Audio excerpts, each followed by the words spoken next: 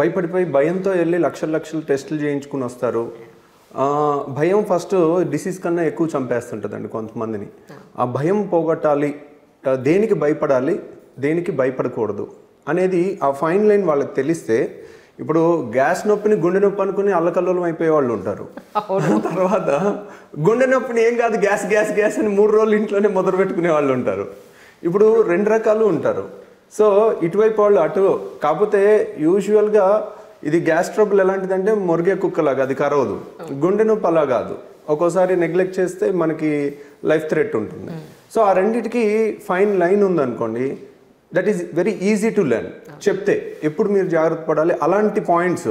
ఇప్పుడు నేను కార్డియాలజిస్ట్ని కాదు, కానీ that is not cardiologist subject, that's a basic MBBS subject. ఒకప్పుడు ఫ్యామిలీ డాక్టర్స్ ఉండేవాళ్ళు. మా ఫాదర్ టైంలో, మా ఫాదర్ విలేజ్లో ప్రాక్టీస్ చేస్తుంటే ఏ ప్రాబ్లం వచ్చినా వాళ్ళకి ఇంకా ఆయనే గుర్తొస్తారు. అటు హార్ట్ అవనివ్వండి, పాయిజనింగ్ అవనివ్వండి, పాము కాట్ అవనివ్వండి, they are in such a wonderful position, they can treat everything and send the patient happily with smile. So ఆ టైప్ డాక్టర్స్ ఈ కాలంలో, ఒకప్పుడున్న పాత ఎంబీబీఎస్ డాక్టర్స్ అన్నిటికీ న్యాయం చేసినట్టు ఇప్పుడు లేరు. ఇప్పుడు అంతా టనెల్ విజన్ అయిపోయింది. అంటే ఈ స్పెషాలిటీలో ఉన్న వాళ్ళకి పక్కన ఏం జరుగుతుంది కూడా తెలియదు, కానీ బాడీలో అన్ని ఇంటర్లింక్డ్. దీంట్లో సిమ్టమ్ ఉంటే ఇక్కడే ఉండాలని లేదు, పక్కన వేరే కారణం ఉండి దీంట్లో సిమ్టమ్ రావచ్చు. ఒకవేళ ఎంబీబీఎస్ ఫౌండేషన్ సరిగ్గా లేకపోతే he can never become a good doctor అండి. That is the pillar foundation. Foundation అనేది ఎంబీబీఎస్లో 13 సబ్జెక్టులు 6 ఏళ్ళు చదివిన దాని మీదే మనం కట్టగలుగుతాం. కానీ ఈరోజు నేను ఒక పెద్ద ఆపరేషన్ 250 కేజీల మనిషికి ఆపరేషన్ చేసి ఆయన గుండె స్టేటస్ మీద నాకు మినిమం బేసిక్ అవగాహన లేకపోతే వాళ్ళని బయట పడేయలేం. ఫిజిషియన్కి ఏం పర్లేదండి, ఇప్పుడు ఒక మందులు ఇచ్చే డాక్టర్కి ఏం ప్రాబ్లం లేదు, ట్యాబ్లెట్ రాస్తారు, పేషెంట్ వెళ్ళిపోతారు, ఏమన్నా తగ్గకపోయినా నా కర్మ అనుకుంటారు చాలాసార్లు, డాక్టర్ని బ్లేమ్ చేయరు. కానీ when we're dealing with high risk surgeries, అది నడిచొచ్చే పేషెంట్స్కి, చాలామంది bariatric is a life saving surgery, కానీ అందరూ కాస్మెటిక్ సర్జరీ అని అనుకుంటారు. It is not a cosmetic surgery, it is a life saving surgery. Liposuction is a cosmetic surgery. So లైపోసెక్షన్కి బేరియాట్రిక్కి నక్కకి నాగలోకానికి ఉన్న తేడా ఉంటుంది, కానీ జనాలకి తెలియదు, ఇప్పటికీ తెలియదు, 100కి 99%కి తెలియదు. ఎందుకు అంటే అవేర్నెస్ లేక. ఈ అవేర్నెస్ వస్తే, ఇప్పుడు చూడండి, కొంతమంది బేరియాట్రిక్ వెళ్ళాల్సిన వాళ్ళు లైపోకి వెళ్తారు, లైపోకి వెళ్ళాల్సిన వాళ్ళు బేరియాట్రిక్ వెళ్తారు, కానీ బుక్లో అలా ఉండదు. బుక్లో క్లియర్ కట్ లైన్ ఉంటుంది, దేనికి బేరియాట్రిక్ వెళ్ళాలి, దేనికి లైపోకి వెళ్ళాలి. ఎందుకంటే బేరియాట్రిక్లో 40 కేజీలు ఎక్కువ ఉన్నారు, గుండె మీద 40 కేజీలు 24 గంటలు ఓవర్ బర్డెన్ ఉంది. మనం సపోజ్ ఇప్పుడు నేను 75 కేజీలు ఉన్నాను, నేను 40 కేజీల మనిషిని ఎత్తుకుని 24 గంటలు నడిస్తే నడవగలను? అసలు ఒక గంట కూడా నడవలేను. కానీ 110 కేజీలు ఉన్న వాళ్ళు 40 కేజీలని మోస్తున్నారు. మొయ్యటం చాలా తేలిక, మనకు నచ్చకపోతే పక్కన పెట్టచ్చు, కానీ దానికి రక్త సరఫరా ఇవ్వాలి, ఆక్సిజన్ సప్లై చేయాలి, శుద్ధి చేయాలి, దాని నుంచి వచ్చే యూరియా కిడ్నీ శుద్ధి చేయాలి. బాడీలోని అన్ని మిషన్స్ 40 కేజీస్కి ఓవర్ వర్క్ చేస్తుంటాయి. సో ఆ 40 కేజీస్ తగ్గితే వచ్చే బెనిఫిట్స్ని వీ కెనాట్ టెల్. బయటికి కనపడే cosmetic is the least important, దాని వెనకాల ఉండే హెల్త్ బెనిఫిట్ అనేది చాలా ఇంపార్టెంట్. సో అట్లా చిన్నవన్నీ కూడా చాలా ఫైన్ లైన్స్ తెలియక కన్ఫ్యూజ్ అయిపోయి ఏ సిమ్టమ్కి భయపడాలి, ఏ సిమ్టమ్కి భయపడకూడదు అనేది తెలియక చాలామంది భయంతో మానసిక ఆందోళన, డిప్రెషన్లోకి వెళ్ళిపోతున్నారు. ఏంటంటే వాళ్ళకి తెలియని ఏదైనా నొప్పి వచ్చింది అనుకోండి, ఇక్కడ గ్యాస్ ట్రబుల్ వస్తే గుండె నొప్పి అనుకుని 25 ఏళ్ళ పిల్లలు కూడా, లేదంటే 30 ఏళ్ళు ఉండి అప్పుడే చిన్న పిల్లలు ఉన్నోళ్ళు ఇంకా నా దగ్గరికి వచ్చి కళ్ళు నీళ్ళు పెట్టేసుకుని వణుకుతూ ఉంటారు. ఏమండి నాకేమన్నా అవుతుందా, నా పిల్లలు ఏమైపోతారు, అసలే చిన్న పిల్లలు అని అంటూ ఉంటారు. అసలు సింపుల్ లాజిక్ అండి, 30 ఏళ్ళలో హార్ట్ అటాక్ రావటం అన్లెస్ స్మోకర్ అయితే కానీ రాదు. అయినా వచ్చిందనుకోండి, అది ఎక్స్ట్రీమ్లీ రేర్ ఈవెంట్. ఇప్పుడు చాలామంది ఏంటంటే, ఇప్పుడు మీడియా బాగా వచ్చేసరికి పునీత్ రాజ్ కుమార్ గారు అంత ఫిట్గా ఉండే ఆయనకే వచ్చింది, నాకెందుకు రాకూడదు అని ప్రతిదానికి కోరిలేట్ చేసుకుంటాం. That is a wrong correlation. మీరు రేరెస్ట్ ఆఫ్ ద, అంటే కోట్లలో జరిగే ఒకదాన్ని జనరలైజ్ చేయకూడదు. సో ఆ ఫైన్ లైన్ తెలియక చాలామంది ఇబ్బంది పడుతున్నారు. అలా జరగటానికి వాళ్ళ complete day to day routine మీ దగ్గర ఉండదు. వాళ్ళు ఏమేమి తీసుకుంటున్నారు, ఏమేమి చేస్తున్నారు, వీ నెవర్ నో. వెదర్ వాళ్ళ హిస్టరీ ఏమీ తెలియదు. ఓన్లీ ఏజ్, ఫిట్నెస్ ఒక్కటే కాదు, దాని వెనకాల హార్ట్ అటాక్ రావాల్సిన ఇంకా చాలా ఉంటాయి. అవన్నీ బ్యాడ్ రిస్క్ ఫ్యాక్టర్స్ ఉన్నాయేమో, వీ నెవర్ నో. సో వాళ్ళకి స్మోకింగ్ ఉందేమో, చైన్ స్మోకర్ ఏమో, వీ నెవర్ నో.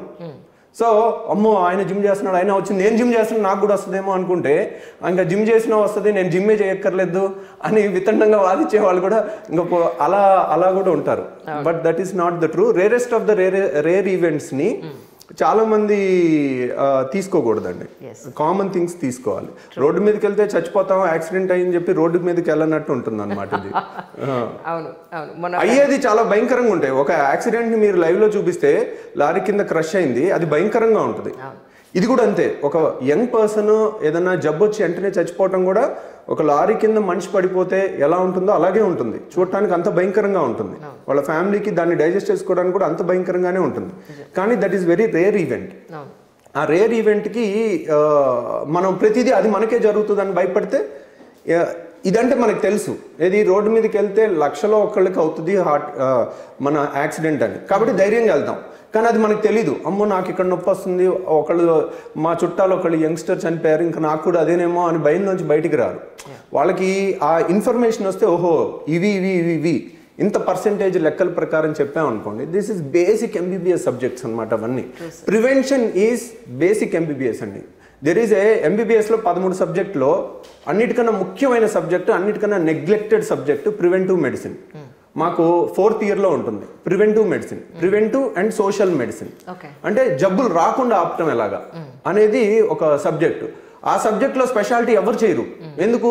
జబ్బుల్ని ప్రివెంట్ చేసేది. దాంట్లో ఫైనాన్షియల్ గెయిన్ ఎవరికి ఉండదు. ప్రివెంటివ్ మెడిసిన్లోకి ఎవరు వెళ్ళట్లేదు. ప్లస్ ప్రివెంటివ్ మెడిసిన్ ఇప్పుడు చూడండి, మన ఇండియాలో వానాకాలం జూన్ జూలై రాగానే జూన్ జూలై నుంచి డిసెంబర్ వరకు ఏ హాస్పిటల్ కూడా ఖాళీ ఉండదు.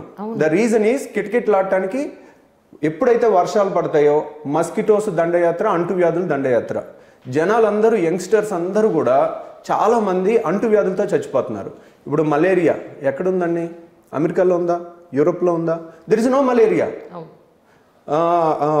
మలేరియా, ఫైలేరియా, డెంగీ చూడండి ఎంత భయంకరంగా ఉంటుందంటే మన దగ్గర ఎంతమంది యంగ్స్టర్స్ వచ్చి చావు బతుకులు వస్తుంటారంటే. అట్లా ఇలా కమ్యూనికబుల్ డిసీజెస్ అన్నీ కూడా prevention is very very very simple thing. దాన్ని ట్రీట్ చేయడం చాలా కష్టం. మీరు ఒక అంటువ్యాధి అంటే చూసారు కదా ఎంత భయంకరంగా ఉంటుందంటే. కోవిడ్ అనేది ప్రపంచమే గడగడలాడిపోయింది. ఒక్క జబ్బు కొత్తది వచ్చిందంటే అంత భయంకరంగా ఉంటుంది. సో ఈ ప్రివెన్షన్ అంతా కూడా బేసిక్ థింగ్. ఇప్పుడు డెంగీ జ్వరం రాకుండా ఈజీ ప్రివెంట్ చేయొచ్చు. డెంగీ జ్వరం మురిగ్గొంట్లో ఉన్న నీళ్ళలో నుంచి రాదు. ఎందుకు? డెంగీ అనేది టైగర్ మస్కిటో నుంచి వస్తుంది. అది ఎడిస్ ఈజిప్టి అంటారు. అది ఓన్లీ ఫ్రెష్ వాటర్లోనే పెరుగుతుంది. మనం ఇంట్లో పూలకుండి వేసి దాంట్లో నీళ్ళు వేసి వదిలేసాము, వర్షం పడింది, వర్షంలో ఏదో గిన్నెలో నీళ్ళు పడి దాంట్లో మాత్రమే పెరుగుతుంది. అండ్ ఇప్పుడు ఫైలేరియా, మలేరియా కాజ్ చేసే దోమలు 1 కిలోమీటర్ వరకు ఫ్లై చేయగలుగుతాయి. డెంగీ 100 మీటర్లు దాటి ఫ్లై చేయలేదు. 100 మీటర్లు మించి అది అలా ఎగరలేదు. 100 మీటర్ల దూరం కన్నా ఎక్కువ ఎగరలేదు. కాబట్టి మన చుట్టూ 100 మీటర్ల రేడియస్లో ఫ్రెష్ వాటర్ కలెక్షన్ ఎక్కడ లేకుండా చూసుకుంటే డెంగీ వచ్చే అవకాశమే లేదు. It's such a simple point. ఎవరికి ఇంట్రెస్ట్ ఉంది చెప్పడానికి? సో నేను గ్యాస్ట్రోఎంట్రాలజిస్ట్, నా సబ్జెక్ట్ కాదు, కానీ that's what I learn in MBBS ఫౌండేషన్లో అన్నీ నేర్చుకోవాలి. We should be good at everything to give complete treatment to the patient. కాబట్టి అట్లా ఇలాంటివి చాలా తెలియనివి మనం ప్రజలకి చేస్తే వాళ్ళు ఏముంది, ఇప్పుడు ఒక అపార్ట్మెంట్లో ఉన్నారు, అపార్ట్మెంట్ అసోసియేషన్ వాళ్ళే దీన్ని ఇంప్లిమెంట్ చేసి ఆ అపార్ట్మెంట్లో కింద నుంచి పై వరకు ఒక ఎంప్లాయీని పెట్టుకుని ఎక్కడ ఫ్రెష్ వాటర్ కలెక్షన్స్ ఉండకుండా చూడండి, వాళ్ళ మీటింగ్లో పెట్టుకుని చేయండి అంటే ఇక్కడ వేల మంది అపార్ట్మెంట్స్లో ఉంటున్నారు. ఒక్కళ్ళకు కూడా డెంగీ వచ్చే అవకాశం లేదు. True sir. ఎగ్జాక్ట్ లైపోసక్షన్ అంటే ఏంటి? ఎగ్జాక్ట్ బేరియాట్రిక్స్ అంటే ఏంటి? లైపోసక్షన్ అనేది ఇట్స్ ఎ కాస్మెటిక్ సర్జరీ అండి. బేరియాట్రిక్ అనేది life saving weight loss surgery. So weight loss surgery అంటే ఏంటంటే బరువు తగ్గటానికి కావాల్సింది మనకి మన బాడీలో కొన్ని హార్మోన్స్ ఉంటాయండి. మన weight is under the control of those hormones. మనం అనుకుంటాం it is not as simple as that. అంటే ఇప్పుడు లావుగా ఉన్నారు, వీళ్ళు ఎందుకు తగ్గలేకపోతున్నారు, ఇంత సింపుల్ది కూడా చేయలేకపోతున్నారా, డైటింగ్ చేసి తగ్గొచ్చు కదా, ఎందుకు ఇలా తిరుగుతున్నారు అని ప్రతి ఒక్కళ్ళు ఉచిత సలహా ఇస్తుంటారు. But the sufferers or the పేషెంట్కి సఫరింగ్ మ్యాక్సిమం ఉంటుంది. ఒక అమ్మాయి 90 కేజీలు ఉంది, 20 కేళ్ళు అంటే how much inferiority complex she go into అనేది బయట వాళ్ళు ఊరికి ఉచిత సలహాలు ఇస్తే కూడా వాళ్ళు ఫ్రస్ట్రేట్ అయ్యి కోపంగా ఉంటారనమాట. ఎందుకంటే దే ఆర్ ద సఫరర్స్. ఒక మంచి జీన్స్ వేసుకోలేరు, ఒక మంచి టీ షర్ట్ వేసుకోలేరు, బయటికి వెళ్ళలేరు. చాలామంది ఇన్ఫీరియారిటీ కాంప్లెక్స్లోకి వెళ్ళిపోయి ఆత్మన్యూనత భావంలోకి వెళ్ళిపోయి బయటికి రారు. ఫంక్షన్కి రావే అంటే నేను రాను నువ్వు అంటారు వాళ్ళ అమ్మని. ఎందుకంటే ఎందుకు చెప్పరు, విసుక్కుంటారు, కోప్పడతారు. ఎందుకంటే బయటకు వస్తే ఎవరో ఒకళ్ళు ఉచిత సలహా ఇవ్వటమో, లేకపోతే ఇలా చేయొచ్చు కదా అలా చేయొచ్చు కదా అని అంటాము. సఫరింగ్ వాళ్ళకు ఉంటుంది, బాధ ఉంటుంది, దాన్ని తగ్గలేక ఎలా బయటపడాలో తెలీదు. అది over years of accumulation of bad habits. అంటే ఇంట్లో అది పేషెంట్ని అంటే లావుగా ఉన్న వాళ్ళు ఒక్కళ్ళనే తప్పు పట్టక్కర్లా, వాళ్ళ ఫ్యామిలీని అందరినీ తప్పు పట్టాలి. చిన్నప్పటి నుంచి గారాబం చేసి తిన్ను అంటే కుక్కి ఉంటారు కొన్నిసార్లు. ఒకసారి ఆ పాజిటివ్ దాంట్లోకి వెళ్ళిపోయిన తర్వాత బయటికి రావటం కష్టం. సో అలా ఇప్పుడు చూడండి, బరువు తగ్గటం ఎంత కష్టం అని అన్నారనుకోండి. అవును, డైట్ చేస్తే ఎక్సర్సైజ్ చేస్తే బరువు తగ్గరా? ఎందుకు తగ్గరు? మీరు ఎందుకు సర్జరీలు ప్రమోట్ చేస్తున్నారని అనే వాళ్ళు ఉంటారు. సర్జరీ ఇప్పుడు కూడా మళ్ళీ చెప్తున్నాను, నేను ఎప్పుడు నా బేరియాట్రిక్ ఛానల్లో కానీ ఫస్ట్ నుంచి 10 ఏళ్ల నుంచి నేను ఒక్కటే చెప్తాను, surgery is the last option. మీరు అన్ని చేతులు ఎత్తేసి మీకు అన్ని దారులు మూసుకుపోయి దిక్కుతోచని స్థితిలో ఉండి డిప్రెషన్లో బాధపడుతూ ఏడుస్తున్న రోజు, మీకు ఏది లేని రోజు గ్యారంటీగా నేనున్నాను 40 kgs తగ్గిస్తాను. మీరు అది గుర్తుపెట్టుకోండి. కానీ surgery is not an alternative for good life health, అంటే లైఫ్ స్టైల్కి డైటింగ్ చేయడానికి కానీ ఎక్సర్సైజ్ చేయడానికి కానీ కంప్లీట్ ఆల్టర్నేటివ్ కాదు. ఈ బేరియాట్రిక్ సర్జరీ అనేది ఏంటంటే, ఇప్పుడు 1/3 ఆఫ్ అమెరికన్స్ ఆర్ ఒబీస్ అండి. Are they not intelligent enough to handle obesity? 1/3 of American population are obese. You go and see the statistics. So అంత ర్యాంపెంట్గా డెవలప్ కంట్రీస్ కూడా అంటువ్యాధుల్ని కంట్రోల్ చేసినాయి. 0 మలేరియా 0 డెంగీ అక్కడ. దీన్ని కంట్రోల్ చేయలేకపోతున్నారు. సో చాలామంది ఉచిత సలహా ఇచ్చేస్తుంటారు, ఇది కూడా చేయలేవా అని. బరువు తగ్గటం అనేది it is possible by diet and exercise. ఇప్పుడు కష్టపడి ఇంటర్మీడియట్లో చదివితే ఎంబీబీఎస్ సీట్ వస్తుందా, ఐఐటి సీట్ వస్తుందా అంటే కష్టపడితే వస్తుంది, దాంట్లో డౌట్ ఏం లేదు. కానీ 18 లక్షలు కష్టపడితే, పోనీ 18 లక్షలు కష్టపడలేదు, 18 లక్షల మంది నీట్ ఎగ్జామ్ రాశారు, దాంట్లో 9 లక్షలన్నా బాగా కష్టపడి ఉంటారు, రోజుకు 10 గంటలు చదివి ఉంటారు. సో మరి వాళ్ళకి రాలేదే, కష్టపడి రానోళ్ళే ఎక్కువ ఉంటారు. అవును. సో మీరు కష్టపడి సీట్ వచ్చిన వాళ్ళకన్నా కష్టపడి రానోళ్ళే ఎక్కువ ఉంటారు. సో ఐఐటి కానీ ఏ కాంపిటేటివ్ ఎగ్జామ్ అన్నా తీసుకోండి. ఎందుకంటే మీరు 5 గంటలు చదివేది 10 గంటలు చదువుతారు, 20 గంటలు చదువుతారు. నెంబర్ ఆఫ్ సీట్లు పెరుగుతాయా? పెరగవు. అది ఎంత డిఫికల్ట్. కష్టపడి ఇంకా స్మార్ట్గా ఇంకా కష్టపడితే వచ్చేవాళ్ళు చాలామంది ఉంటారు. కానీ that is not true of always. ఎందుకని? అక్కడ చదువు మీదే ఒక్కదాని మీదే ఉండదు, కష్టం మీద ఒక్కదాని మీదే ఉండదు. మీకు ఇంటెలిజెన్స్ తక్కువ ఉంటే కష్టపడినా రాకపోవచ్చు, మీకు మంచి టీచర్ లేకపోతే రాకపోవచ్చు, మీకు మంచి ఫ్యామిలీ సపోర్ట్ లేకపోతే రాకపోవచ్చు, మీకు ఎంకరేజ్మెంట్ లేకపోతే రాకపోవచ్చు, ఇంట్లో ఫ్యామిలీ ప్రాబ్లమ్స్ ఉంటే రాకపోవచ్చు, హెల్త్ బాగాలేకపోతే రాకపోవచ్చు. అలాగే బరువు తగ్గపోవటానికి కూడా 100 కారణాలు ఉంటాయి. ఒక్కటే కాదు, డైట్ అండ్ ఎక్సర్సైజ్ చేయలేకపోవటం ఒక్కటే కాదు. వాళ్ళ హార్మోనల్ మేకప్ వేరుండొచ్చు, వాళ్ళ బాడీ జీన్స్ వేరుండొచ్చు, వాళ్ళ అమ్మ నాన్న బాగున్నారు, సన్నగా ఉన్నారు, మరి మేమెందుకు లాభం అయిపోయాం అనొచ్చు. వాళ్ళ అమ్మ నాన్న వ్యవసాయం చేసి ఉండొచ్చు, వీళ్ళు సాఫ్ట్వేర్ ఇంజనీర్లు కొడుతూ ఉండొచ్చు, 24 గంటలు కూర్చుని ఉండొచ్చు. వాళ్ళు 30 ఏళ్ల కింద బతికిన పరిస్థితి వేరు, ఇప్పుడు బతికిన పరిస్థితి వేరు. ఇప్పుడు ఫుడ్ డెలివరీ యాప్స్ వచ్చేసినాయి. Every year destruction, mass destruction. అంటే ఇప్పుడు ఒక న్యూక్లియర్ బాంబ్స్ కన్నా కూడా డేంజరస్ అనమాట అవి. ఎందుకంటే ఒక్క ఇంట్లోనండి, నేను ఏ ఇల్లు ఎక్సెప్షన్ కాదు, మా ఇంట్లోనే 3 పిల్లలు ఉంటే 3 ఒకే పూటకి 3 రెస్టారెంట్లో 3 రకాల ఐటమ్స్ ఆర్డర్ చేస్తారు. ఒకటే చెప్పి 3 షేర్ చేసుకుందాం అనే పరిస్థితి లేదు. I don't think any family is exception for this. True. So ఇప్పుడు చూడండి, అంతా బయట ఫుడ్, అంతా ఒకప్పుడు లేదు. ఇది 10 ఏళ్ల కింద ఎక్కడుంది, ఇది 5 ఏళ్ల కింద ఎక్కడుంది, లేదు ఇది. ఇప్పుడు దీని పర్యవసానాలు ఎప్పుడు చూస్తారు మీరు? ఇంకో 10 ఏళ్ల తర్వాత చూస్తారు. సో అది ఇవన్నీ కూడా మన సొసైటీ ఒక 10 ఏళ్ల కింద, 50 ఏళ్ల కింద, 30 ఏళ్ల కింద ఉన్నట్టు ఈరోజు లేదు. ఆ జీన్సే ఉన్నప్పటికీ కూడా వాళ్ళ ఒబీస్ జీన్స్ ఉండొచ్చు వాళ్ళ బాడీలో, కానీ వాళ్ళు కాయ కష్టం చేసి బతికారు కాబట్టి వాళ్ళ అమ్మ నాన్నలు సన్నగున్నారు. వీళ్ళు ఉదయం నుంచి సాయంత్రం వరకు 9th క్లాస్ పిల్లల్ని చూడండి, ఉదయం 7ంటికి వెళ్తే రాత్రి 7ంటి వరకు జైల్లో ఉన్నట్టు ఉంటారు. ఇంకా వాళ్ళకి ఆడుకోవడానికి స్కోపే లేదు, ఏమీ లేదు. ప్లస్ స్ట్రెస్ ఖచ్చితంగా మనం ఎప్పుడన్నా చూడండి, స్ట్రెస్ అనేది ఎప్పుడు కూడా బరువు హార్మోన్ని ఉత్పత్తి చేస్తుంది. ఎందుకని ఉత్పత్తి చేస్తుందంటే మీరు చూడండి, కొన్ని హార్మోన్స్, ఇప్పుడు మనకి స్ట్రెస్ఫుల్ ఈవెంట్ వచ్చింది అనుకోండి, ఇప్పుడు ఒక చెట్టు ఎక్కమంటే ఎక్కలేకపోవచ్చు. అదే మన కళ్ళ ముందు ఒక పులి వచ్చింది అనుకోండి, టక్కున ఎక్కేస్తాం, ఎలా ఎక్కుతామో కూడా తెలియదు. గుండె టాప్ టాప్ టాప్ టాప్ అని కొట్టుకుంటుంది. ఒక పులి మన కళ్ళ ముందు వచ్చింది అనుకోండి, వెంటనే that is a hormonal reaction, ఒక స్ట్రెస్ వల్ల వచ్చే హార్మోనల్ రియాక్షన్. అంటే నువ్వు ఒక్కసారే అంత ఎత్తన్నా ఎక్కగలిగేటట్టు ముందే నీ గుండె ఎక్కువ కొట్టుకుని ప్రిపేర్ అవుతుంది. బాడీలో అన్ని హార్మోన్స్, అంత అద్భుతమైన కెమికల్స్ ఉంటాయి. వాటన్నిటినీ ఓన్లీ మనోబలంతోనే జయించవచ్చు, కాదన్ను, అన్నిసార్లు అవ్వకపోవచ్చు. కాబట్టి వాళ్ళందరినీ విక్టిమైజ్ చేయటం కానీ, వాళ్ళని ఊరికే మనం హేళన చేయటం కానీ, నువ్వు ఇచ్చేయచ్చు కదా అచ్చేయచ్చు కదా అని ఊరికే ఉచిత సలహాలు ఇవ్వటం కానీ అవి పనిచేయవు. ఎందుకంటే they are the sufferers, they know the suffering. So అలా ఈ హార్మోనల్ ఎఫెక్ట్స్ ఉన్న వాళ్ళకి బేసిక్ ఇన్స్టింక్ట్స్తో పోరాడి గెలవటం ఆల్మోస్ట్ ఇంపాసిబుల్ అండి.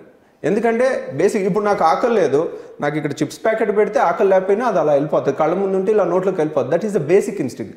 చిన్న పిల్లోడు నోట్లో ఏలు పెడితే చప్పరించడం అనేది ఎలా బేసిక్ ఇన్స్టింక్టో, అలా చప్పరించని పిల్లోడు బతకడు.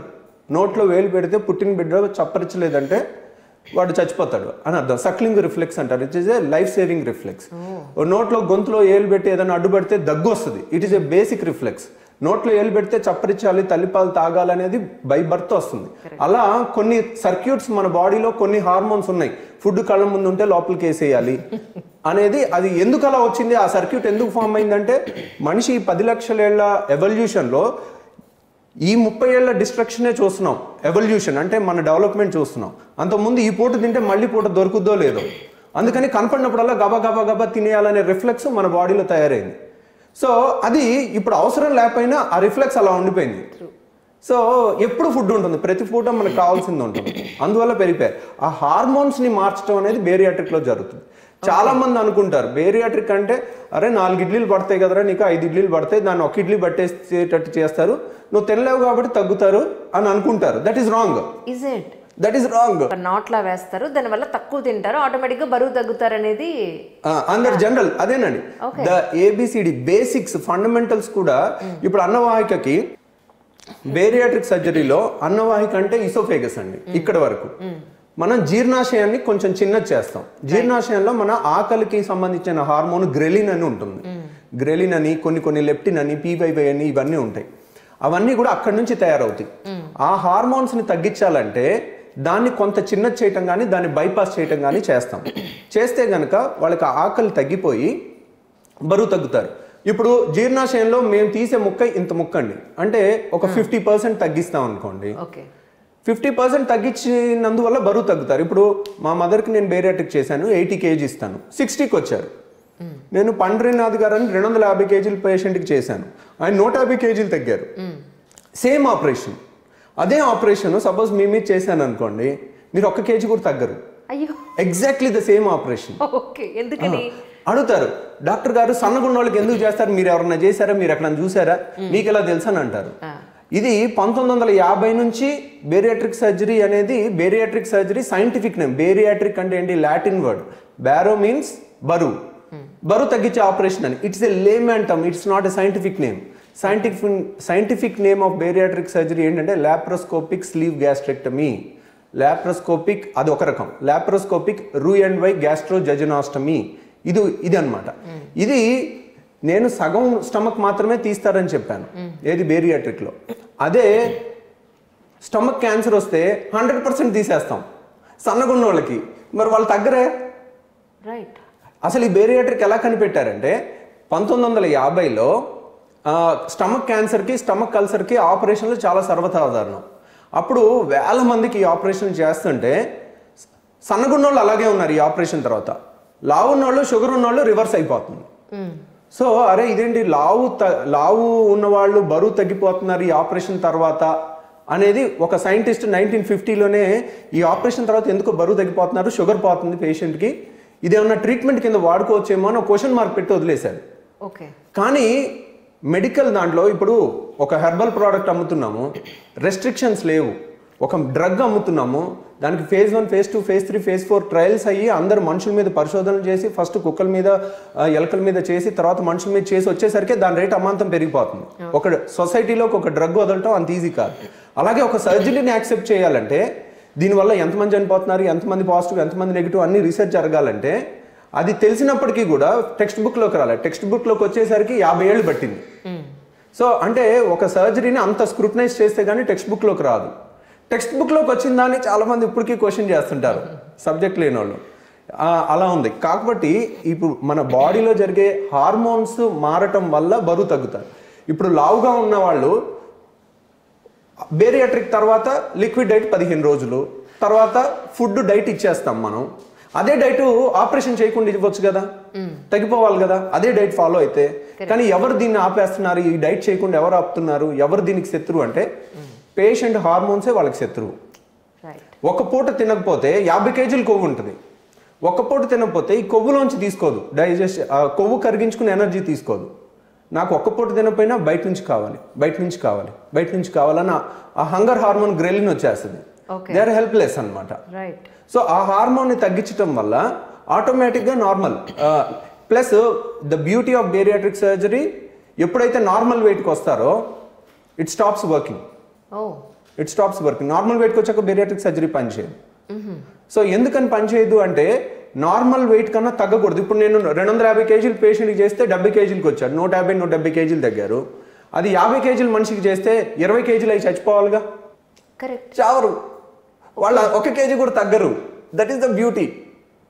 మన బాడీలో ఎన్ని అద్భుతమైన మెకానిజమ్స్ ఉన్నాయంటే, మనం ఫుడ్ తినలేదనుకోండి, మీరు చూడండి, ఎవరైనా బరువు తగ్గాలనుకున్న ఫస్ట్ 5 కేజీలు టపాన్ తగ్గిపోతారు. 6వ కేజీ ఒక్కడ తగ్గటానికి ఫస్ట్ 5 కేజీలకి ఎంత కష్టపడ్డారో అంత కష్టపడితే కానీ తగ్గరు. అండ్ 7వ కేజీ తగ్గాలంటే ఫస్ట్ 5, 6 మొత్తం కలిపి ఎంత కష్టపడ్డారో అంత కష్టపడాలి. ఎందుకని? Our body intelligent. మనం ఫుడ్ తినలేదనుకోండి ఏమనుకుంటుంది, వేస్ట్ రూపంలో పోయే క్యాలరీస్ అన్ని ఆపేస్తుంది. మనకు ఒక 400 క్యాలరీస్ ఇలా కూర్చుని మాట్లాడుతూ ఏ శారీరక శ్రమ లేకపోయినా బాడీలోంచి హీట్ రూపంలో బయటకు వెళ్ళిపోతుంది. మన బాడీ ఎప్పుడైతే ఫుడ్ తగ్గు వెళ్ళిపోయిందో, అయ్యో ఫుడ్ లేదు, ఎనర్జీ తక్కువ ఉంది, వేస్టేజ్ అన్ని ఆపేసి మోర్ ఎఫిషియెంట్గా వర్క్ చేసుకోండి అన్న కెమికల్స్ వచ్చేస్తాయి. సో వాళ్ళు రోజు 500 వేస్ట్ అయ్యేది ఫుడ్ మామూలు తిని, తక్కువ తిన్నప్పుడు 200 వేస్ట్ అవుతుంది. 300 క్యాలరీస్ తినపోయినా తిన్నట్టు. అదే నేను ఏం తినపోయినా తగ్గలేదు, పాపం నేను ఏం తినండి అయినా తగ్గలేదంటే, కొంతమంది ఏమంటే అది జెన్యున్గా వాళ్ళు చెప్పినప్పటికీ కూడా ఏందనుకుంటే ఎందుకు తగ్గరు, వాళ్ళు ఏదో బుసేస్తున్నారు అంటుంటారు వేరే వాళ్ళు, బయట వాళ్ళు.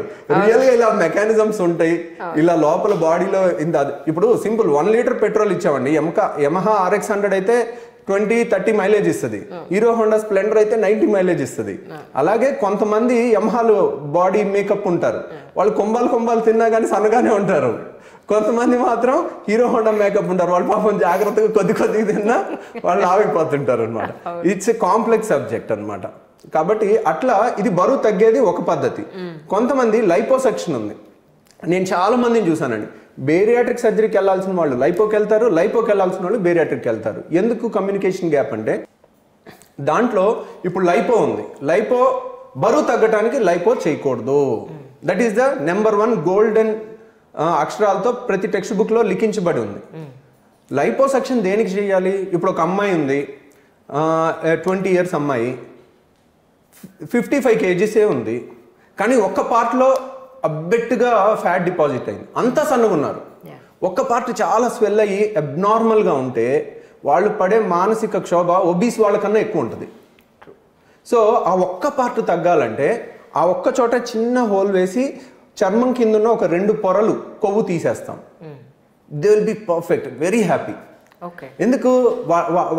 ఇప్పుడు అలాంటి పేషెంట్కి బరువు తగ్గారు అనుకోండి, ఇప్పుడు అమ్మాయి ఉన్నదే ఒక 50-60 కేజీలు, బాగా డైట్ చేసి 5 కేజీలు తగ్గినా ఈ లోపలికి పోతే కానీ తగ్గాల్సిన చోట తగ్గదు. సో వాళ్ళు డిప్రెషన్లోకి వెళ్ళిపోతుంటారు ఇంకా. సో అది అలాంటి టైంలో లైపోసెక్షన్ వాడుకోవాలి. సో ఇప్పుడు జీన్స్ వేసుకున్నారు, టీషర్ట్ వేసుకున్నారు, బయటికి ఇక్కడ బల్జ్ లాగా వచ్చింది, సైడ్ హ్యాండిల్స్ అంటారు, లవ్ హ్యాండిల్స్ అంటారు. వాటికి ఇంకా మనం ఎంత డైట్ చేసినా ఒళ్ళంతా తగ్గుద్ది కానీ అక్కడ తగ్గాల్సిన చోట తగ్గదు. అప్పుడు ఒక 3 కేజీలు లైపోసెక్షన్ ఎప్పుడు 5 కేజీల మించి చేయకూడదండి. యా ఎగ్జాక్ట్లీ, 5 కేజీల మించి చేయకూడదు ఒక్క సెట్టింగ్లో, ఒక్క పార్ట్లో. ఎందుకంటే it is not weight loss surgery, it is a cosmetic surgery. 5 కేజీల మించి చేసే కొద్దీ కాంప్లికేషన్ రేట్ ఎక్కువ అవుతుంది. చాలా జాగ్రత్తగా ప్లాన్ చేసి చేసుకోవాలి. ఒక్క పార్ట్లో 5 కేజీల మించి తీయకూడదు అనమాట. సో అట్లా చిన్న హోల్ వేసి దాన్ని అంతా తీసేస్తే patient will be very happy. Right. So ఎవరికి ఏది వాడుకోవాలో అది వాడుకుంటే they will be very happy అనమాట. రైట్. కానీ సొసైటీలో ప్రతి ఒక్కళ్ళు అమ్మ బాబోయ్ బెరియాట్రిక్స్ అయితే చచ్చిపోతారు, బతికే అవకాశమే లేదు, ఇలాంటి థాట్ ప్రాసెస్ ఎక్కువ ఉంది సార్.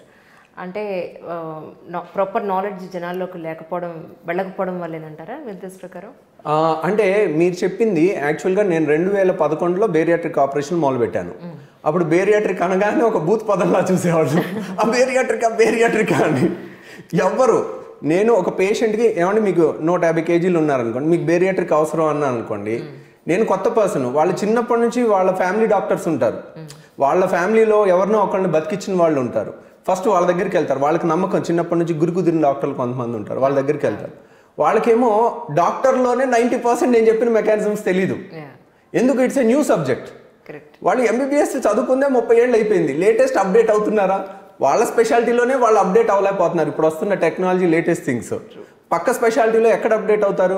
వాళ్ళకి తెలియనప్పుడు ఎందుకు వచ్చిన గొడవలే నేను చెప్పానని చేయించుకుని మళ్ళీ ఏదన్నా అయితే నా మీదకి వస్తుందని చెప్పి వాళ్ళు ఎందుకు డైట్ చేయరాదా, ఇంకో 6 నెలలు చూడరాదా అని ఎందుకు ఇప్పుడే కోయించుకోవటం అన్నట్టుగా చెప్తారు. దాంతో వాళ్ళోళ్ళు సపోర్ట్ ఇవ్వకపోయేసరికి వాళ్ళు వెనక్కి వెళ్ళిపోయాడు. 10 మంది వస్తే ఒకళ్ళే చేయించుకున్న వాళ్ళు 9 మంది వెనక్కి వెళ్ళిపోయేవాళ్ళు. అది 10 ఏళ్ల కింద పరిస్థితి. ఇప్పుడు ఆల్రెడీ ఒక 10,000 మంది బయట చేయించుకున్న వాళ్ళు తిరుగుతున్నారు, మేము చేసిన వాళ్ళు తిరుగుతున్నారు. ఇప్పుడు నేను చెప్పక్కర్లా, ఒక 50 kgs 70 kgs దగ్గర ఇది ఇలా కనపడిపోతుంటుంది. ఒక ఆపరేషన్ చేయించుకున్నా, అపెండిక్స్ ఆపరేషన్ చేయించాం, పసర సంచి రాళ్ళ ఆపరేషన్ చేయించాం, వాళ్ళకి తెలీదు, వాళ్ళంతటి వాళ్ళు చెప్తే కానీ ఇదేంట్రా ఇలా అయిపోయి. ఏమండి చాలా మంది పేషెంట్స్ దగ్గరికి వస్తారు, వాళ్ళు మీ అన్నయ్య ఉన్నాడా, మీ తమ్ముడు ఉన్నాడా అని అడుగుతారు అని గుర్తుపెట్టక, లేకపోతే ఇలా ఉండాలి అంటే అది నేనేనండి అని చెప్తుంటారు. ఎప్పుడైతే 50 kgs తగ్గుతారో 70 kgs తగ్గుతారో వాళ్ళు అంత హ్యాండ్సమ్గా వస్తారనమాట, బ్యూటిఫుల్గా. సో అంత ఓ నువ్వేనా అంటారు. అన్న తర్వాత వాళ్ళు దాచుదామన్నా దాగదన్నమాట, అంత బరువు తగ్గడం అనేది. సో అలాగే ఒక పేషెంట్ ఉన్నారు, నేను 70 kgs తగ్గారు. ఆయన 70 kgs తగ్గి చెప్పడం ఇష్టం లేదు తనకి, బేరియాట్రిక్ చేయించుకున్నానని. చేయించడం ఇష్టం లేకపోతే ఏంటి, నేను డైట్ చేశాను, ఎక్సర్సైజ్ చేశాను, తగ్గాను, 70 kgs తగ్గాను అనగానే తన ఇన్స్పిరేషన్ హీరో లాగా తీసుకుంటుంటారు చాలామంది. చివరికి ఏమైంది, ఓల్డ్ ఫ్రెండ్స్ గెట్ టుగెదర్ ఒకసారి వెళ్ళారు. ఆయన వెళ్తే ఒక ఫ్రెండ్ చూసి ఎవడు వీడేడి వాడేటంటే ఇగో వీడే అంటే, అవునా అరే ఏంటి ఇలా అయిపోయి ఎయిడ్స్ వచ్చింది ఏంటి అని అన్నారు. లేదా బాబు ఎయిడ్స్ అంటే ఏంటి, ఇదిగో చూడు బేరియాట్రిక్, అప్పటిదాకా చెప్పను అతను బేరియాట్రిక్ ప్రూఫ్తో సహా చూపిస్తా ఉన్నాడు. అంటే హ్యూమన్ సైకాలజీ ఎలా ఉంటుందంటే, అంటే బేరియాట్రిక్ అంటే అదొక భూత పదం, అదొక బ్యాడ్ అని అనుకునేవాళ్ళు. ఎప్పుడైతే బరువు తగ్గిపోయారో ఏమో మా ఎయిడ్స్ వచ్చిందా కానీ లేదు రాయి ఇది బేరియాట్రిక్ మంచి దానిలాగా అనిపించి ఇదే బెటర్ దానికన్నా ప్రూఫ్తో సహా చూపిస్తుంటారు అనమాట. సో అట్లా ఇప్పుడు దీనికి డ్రైవింగ్ ఫోర్స్ ఏమైందంటే, ఒక హ్యాపీ పేషెంట్, ఏది నిలవాలన్నా అది చేయించుకున్న హ్యాపీ పేషెంట్స్ ఉండాలి. అది చేయించుకుని బాధ ఉన్నోడు ఏముంటాడు, నా జీవితం పాడు చేసుకున్నా నువ్వు చేయించుకోవద్దని చెప్తాడు. అదే జెన్యూన్గా ఎవ్వరూ లేనప్పుడు వెళ్ళి అడిగితే మీరు చేయించుకున్నారు కదా, ఆర్ యూ హ్యాపీ అని అంటే, వాళ్ళ మనసులోంచి హ్యాపీ మీరు చేయించుకోండి అని వస్తే అది నిలబడుతుంది. అది రాలేదనుకోండి, మీరు ఎంత ప్రమోట్ చేసినా అది లాంగ్ రన్లో నిలవదు. It will wash out with time. So the strength of bariatric surgery is happy patients, strength of liposuction is happy patients. బేరియాట్రిక్స్ చేసిన తర్వాత ఆల్ ఓవర్గా బాడీ ప్రపోర్షనేట్గా, అంటే టాప్ టు బాటమ్ సమానంగా తగ్గే అవకాశం ఉంటుందండి యాక్చువల్గా? అంటే కొంతమంది, ఇప్పుడు మేము చాలామంది స్టార్స్ని చూస్తూ ఉంటాం ఫిల్మ్ ఇండస్ట్రీలో కానీ ఎనీ అదర్ ఫీల్డ్స్లో, టాప్ మోస్ట్ క్యాండిడేట్స్ అప్పటి వరకు బొద్దుగా ఇంత బుగ్గులు వేసుకుని ఇంత పెద్ద బాడీ వేసుకున్న వాళ్ళు సడన్గా చాలా సన్నబడితే ఏంటి అని తెలుసుకున్నప్పుడు బేరియాట్రిక్స్ అయిందని అనే విషయం తెలుస్తూ ఉంటుంది. బట్ ప్రపోర్షనేటివ్గా అంటే సమానంగా తగ్గే అవకాశం ఉంటుందా, మళ్ళీ పర్టికులర్గా దానికి కరెక్షన్స్ అని చేసుకోవాల్సిన అవసరం ఉంటుందంటే? సో యూజువల్గా అండి బేరియాట్రిక్ సర్జరీ యూనిఫామ్గా తగ్గుతారు. రైట్. ఒక 50 kgs ఉన్నారనుకోండి, 50 kgs ఎక్కడెక్కడ ఎక్కువ ఉందో అక్కడెక్కడ ఎక్కువ తగ్గుతుంది. కొంతమందికి ఫేస్లో తెలియదు. యూజువల్గా 50 ఏళ్ల లోపు వాళ్ళకి ఫేస్లో కూడా గ్లో పెరుగుతుంది, బాగుంటుంది. 60 ఏళ్ళు దాటిన వాళ్ళు బేరియాట్రిక్ చేసుకుంటే వాళ్ళకి ఆల్రెడీ ముడతలు వచ్చే టైం అది. బేరియాట్రిక్ అయిన తర్వాత ఇంకొంచెం ముడతల్లాగా అనిపించవచ్చు, కానీ 55-60 ఏళ్ల లోపు వాళ్ళకి మాత్రం ఆ ఫేస్ మాత్రం గ్లో చాలా పెరుగుతుంది, చాలా హ్యాండ్సమ్గా తయారవుతారు వాళ్ళు. ఎక్కడ లూజ్ స్కిన్ కనపడదు. ఓన్లీ థింగ్ ఏంటంటే పొట్ట ఇంత లావ్ అయిపోయి అదంతా లోపలికి వెళ్ళిపోయింది అనుకోండి. ఇప్పుడు ప్రెగ్నెంట్ లేడీస్ డెలివరీ అయిన తర్వాత వాళ్ళకి పొట్ట లాక్సిటీ ఎలా ఉంటుందో దట్ ఈస్ అ రియాలిటీ, అది ఉంటుంది. ప్రెగ్నెన్సీలో ఏంటి, ఒక 9 నెలలు ఉంటుంది, వెనక్కి వెళ్ళిపోతుంది. వాళ్ళు కొంచెం టోన్అప్ చేసుకుంటే 2 పిల్లలు ఉన్నవాళ్ళు కూడా పెళ్లిగాని అమ్మాయిలాగా ఉంటారు. కొంతమంది అట్లా మెయింటైన్ చేస్తుంటారు. కొంతమందికి ఎక్సెస్ ఆగి కొంచెం లూజ్నెస్ ఉంటుంది. వాళ్ళ టెండెన్సీని బట్టి, వాళ్ళ మజిల్ స్ట్రెంత్ని బట్టి, వాళ్ళ లైఫ్ స్టైల్ని బట్టి, వాళ్ళు ప్రెగ్నెన్సీలో తీసుకున్న కేర్ని బట్టి అలా ఎలా మారుతుంటుందో బేరియాట్రిక్లో కూడా కొంతమందికి లూజ్ స్కిన్ వస్తుంది. వాళ్ళు 99% సింపుల్ ఎక్సర్సైజెస్, స్ట్రెచ్చింగ్స్, అబ్డామినల్స్ రకరకాలు చెప్పిన ఇవన్నీ చేసుకుంటే స్కిన్ ఈజ్ ఎలాస్టిక్ అండి. ఇప్పుడు నిండు గర్భిణి డెలివరీ ముందు పొట్టింత సాగుద్ది, సడన్ గా మొత్తం లోపలికి వెళ్ళిపోతుందిగా. It is elastic. 70 to 90% elastic లాగా వెనక్కి వచ్చి టోన్ అప్ అవుతుంది. ఓ 10% లాక్సిటీ ఉంటుంది. That is reality. We have to accept the reality. We should not live in fantasy world. మన ఎక్స్పెక్టేషన్ ఎప్పుడు కూడా రియలిస్టిక్ కి దగ్గరగా ఉండాలి. ఫ్యాంటసీ ఎక్స్పెక్టేషన్స్ వస్తే వాళ్ళని సాటిస్ఫై చేయలేము మనం. సో ఇలా చాలా 90 to 95% స్కిన్ లాక్సిటీ అనేది దానంతటదే తగ్గుతుందండి. కాకపోతే ఎప్పుడైనా కొద్దిగా కొంతమంది వాళ్ళ టెండెన్సీని బట్టి ఎక్కువ ఉంటే కనుక దాన్ని స్మాల్ కరెక్షన్ చేసుకోవచ్చు. అది ఎప్పుడు 1 to 2 years తర్వాత మొత్తం వెయిట్ అంతా తగ్గిపోయిన తర్వాత. విమెన్లో ఉండే మ్యారేజ్ అయిన తర్వాత, డెలివరీ తర్వాత లేదా ప్రెగ్నెన్సీ టైంలో స్ట్రెచ్ మార్క్స్ అనేది ఒక పెద్ద ట్రామాగా ఉంటుంది. అయ్యో రేపు డెలివరీ అయ్యాక స్ట్రెచ్ మార్క్స్ ఇలా వచ్చేస్తాను. కొంతమందికి అయితే వాళ్ళ బాడీలోనే అసలు 2 డెలివరీస్ అయినా కూడా స్ట్రెచ్ మార్క్స్ ఎక్కడ కనిపించవు. మేబీ వాళ్ళ టెండెన్సీ కావచ్చు. కానీ నిజానికి కొంతమంది ఏంటంటే ఏదైనా అమెరికాలో కనుక మనం డెలివరీకి వెళ్తే వాళ్ళు ఫస్ట్ మంత్ నుంచి కూడా కొన్ని క్రీమ్స్ అవి ఇస్తారు. దాంతో 90% మనం అవాయిడ్ చేయొచ్చు స్ట్రెచ్ మార్క్స్ని అని. సో నిజంగానే స్ట్రెచ్ మార్క్స్ని అవాయిడ్ చేయగలిగే టెక్నాలజీ వచ్చిందంటారా మీ ఉద్దేశ ప్రకారం? సో అదేనండి ప్రాబ్లం ఎక్కడొచ్చిందంటే అందరికీ కూడా they need some product to prevent some natural things అనమాట. సో ప్రతిదానికి ఒక ప్రోడక్ట్ అనేది సొల్యూషన్ అవ్వదండి. ఎందుకంటే ఫర్ ఎగ్జాంపుల్ మీరు ప్రెగ్నెన్సీలో ఎంత బరువు పెరగాలంటే ఎంతమంది అమ్మాయిలకి తెలుసు? ఇప్పుడున్నది ఏ టెక్స్ట్ బుక్లో ఉందా? లేదు. అండ్ ఇప్పుడు 10th అయిపోయి, ఇంటర్ అయిపోయి, డిగ్రీ అయిపోయిన వాళ్ళు రేపొద్దున మ్యారేజ్ అయ్యి ప్రెగ్నెన్సీ వస్తే ఏం కేర్ తీసుకోవాలని ఒక 10th క్లాస్ బుక్లో ఉందా? లేదు. మరి అది లేకపోతే are they prepared for pregnancy? ఇప్పుడు ప్రెగ్నెన్సీ రాగానే వాళ్ళ అమ్మగారు అత్తగారులు లేని ప్రేమ అంతా ఒకేసారి చూపించేసి వాళ్ళని 20 kgs పెంచేస్తారు. సో 20 kgs పెరిగినప్పుడు స్కిన్ లోపల ఫ్యాట్ పెరుగుతుంది. కానీ బిడ్డ పెరిగేది ఎంత?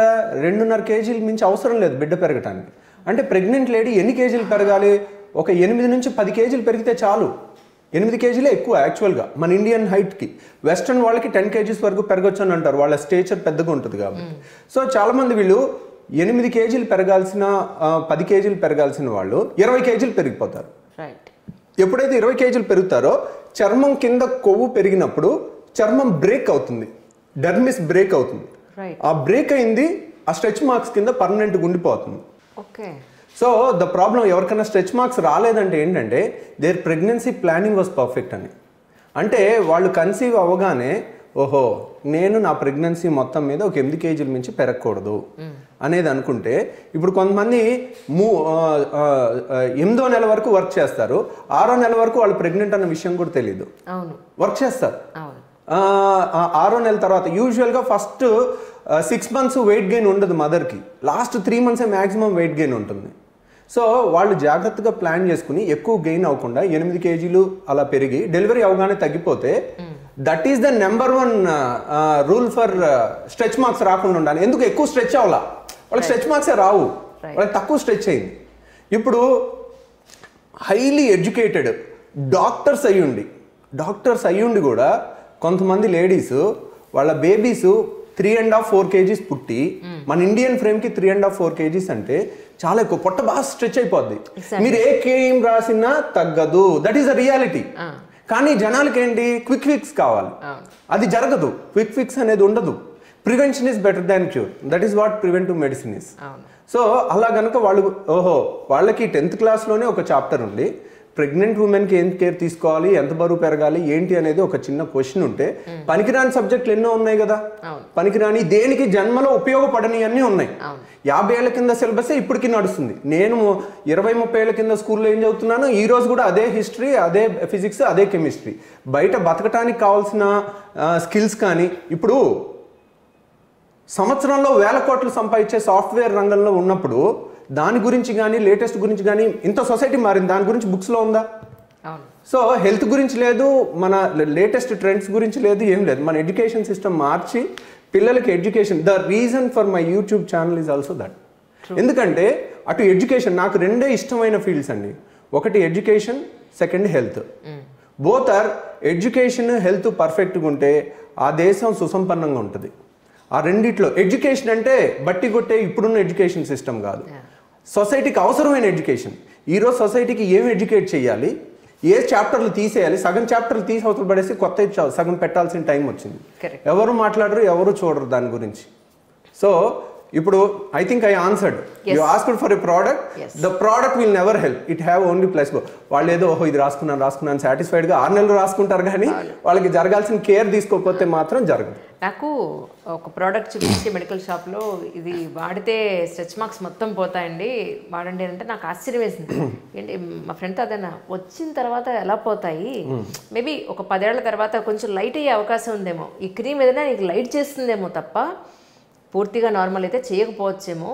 ఐ డోంట్ థింక్ సో, చాలా ఆర్టిఫిషియల్గా అనిపిస్తుంది నాకు అని అన్నాను. మీ ద్వారా అది నివృత్తి చేసుకున్నాను ఒక మాట చెప్పాలంటే. అదేనండి, ఏంటంటే వాళ్ళకి ఆ క్రీమ్ వల్ల ఏం బెనిఫిట్ జరుగుతుందంటే వాళ్ళకి ఎప్పుడైనా అది వరి అనిపించి వెళ్ళి ఏదో ఒకటి రాసుకుంటే ఫస్ట్ దాని గురించి ఆలోచించడం మర్చిపోతారు, ప్రశాంతంగా ఉంటారు. So it has a placebo effect. ఓహో మానసికంగా తర్వాత కొనాలికి మర్చిపోతారు, మళ్ళీ వేరే సమస్య వచ్చి దాన్ని మర్చిపోతారు. ఆ విధంగా పని చేస్తుంది. అది డైరెక్ట్గా రివర్స్ చేసినా చేయకపోయినా వాళ్ళకి మానసికంగా ఓహో రాసుకున్నాను ఏదో ఒకటి తగ్గుద్దులే కొన్నాళ్ళకన్నా నమ్మకంగా ఉంటుంది. సంవత్సరం తర్వాత తగ్గకపోయినా సర్లే ఈ జీవితానికి అయిపోయింది దాన్ని లైట్ తీసుకుంటారు. అప్పటికప్పుడు వాళ్ళ స్ట్రెస్ బస్టర్ కింద అది ఉపయోగపడవచ్చు. కాబట్టి మేము government medical college Warangal Kakatiya medical కాలేజ్లో ఉస్మానియాలో చదివినప్పుడు మ్యాటర్నిటీ ఓపీకి వెళ్తే కనుక వరుసగా 50 మంది నిండు గర్భులు నిలబడి ఉండేవాళ్ళు లైన్లో. అందరూ 40 కేజీలు 50 కేజీలు ఉండేవాళ్ళు. అసలు ఏం లేకుండా నార్మల్ డెలివరీ అయ్యి వెళ్ళిపోయేవాళ్ళు. ఇప్పుడు బయట అంటే వాళ్ళు కాయ కష్టం చేసేవాళ్ళు, బరువు పెరగని వాళ్ళకి నార్మల్ డెలివరీ అయ్యే అవకాశం ఎక్కువ ఉంటుంది, స్ట్రెచ్ మార్క్స్ వచ్చే అవకాశం తక్కువ ఉంటుంది. కొంతమందికి అసలు వాళ్ళు కూలి పని చేసుకునే వాళ్ళైనా వాళ్ళకి ఎక్కువ బరువు పెరగరు, డెలివరీ నార్మల్గా అయిపోద్ది, చక్కగా స్ట్రెచ్ మార్క్స్ కూడా రావు, కనపడవు. సో కాబట్టి ప్రివెన్షన్ ఈజ్ బెటర్ దెన్ దాని అండర్లయింగ్ కాన్సెప్ట్ తెలుసుకోకుండా మనం ఏవి ఎంత జిమ్మిక్కులు కూడా రావండి. ఇప్పుడు టెక్నాలజీ ఎంత ఇంప్రూవ్ అయినా 100 ఏళ్ల తర్వాత అయినా 70 ఏళ్ల మనిషిని 20 ఏళ్ల మనిషి చేయలేము. అది ఎంత రియాలిటీయో కొన్ని ప్రాబ్లమ్స్కి కంప్లీట్ సొల్యూషన్ ఎంత టెక్నాలజీ వచ్చినా రాదు. Correct, we should be in reality. Correct. ఇంతకీ మీ హెల్త్ కోసం మీరు ఏం చేస్తారు సార్? మీరు ఎంత ఫిట్గా ఉన్నారు కదా.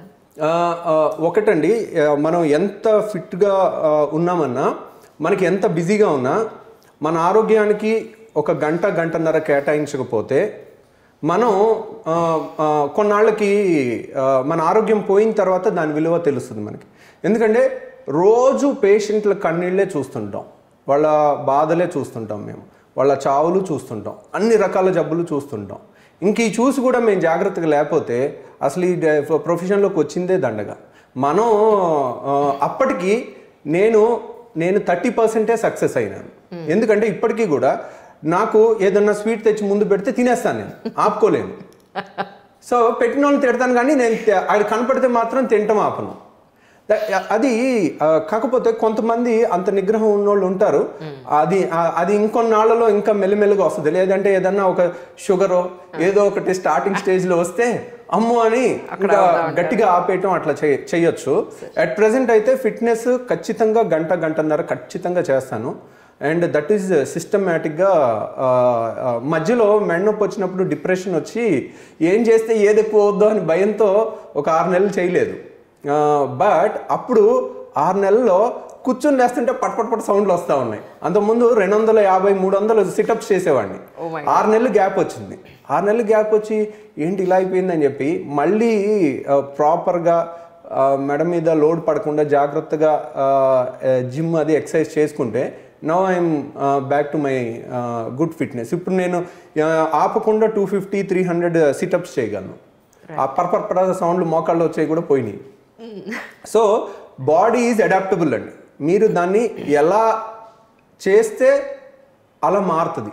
అంటే అడాప్టబుల్ అంటే ఎంత అద్భుతమైన డిజైన్ అంటే మన బాడీ ఇప్పుడు రోజు కాయ కష్టం చేస్తే చేతులు రాళ్లలాగా అయిపోతాయి, మీరు చేయకపోతే కోమలంగా ఉంటాయి.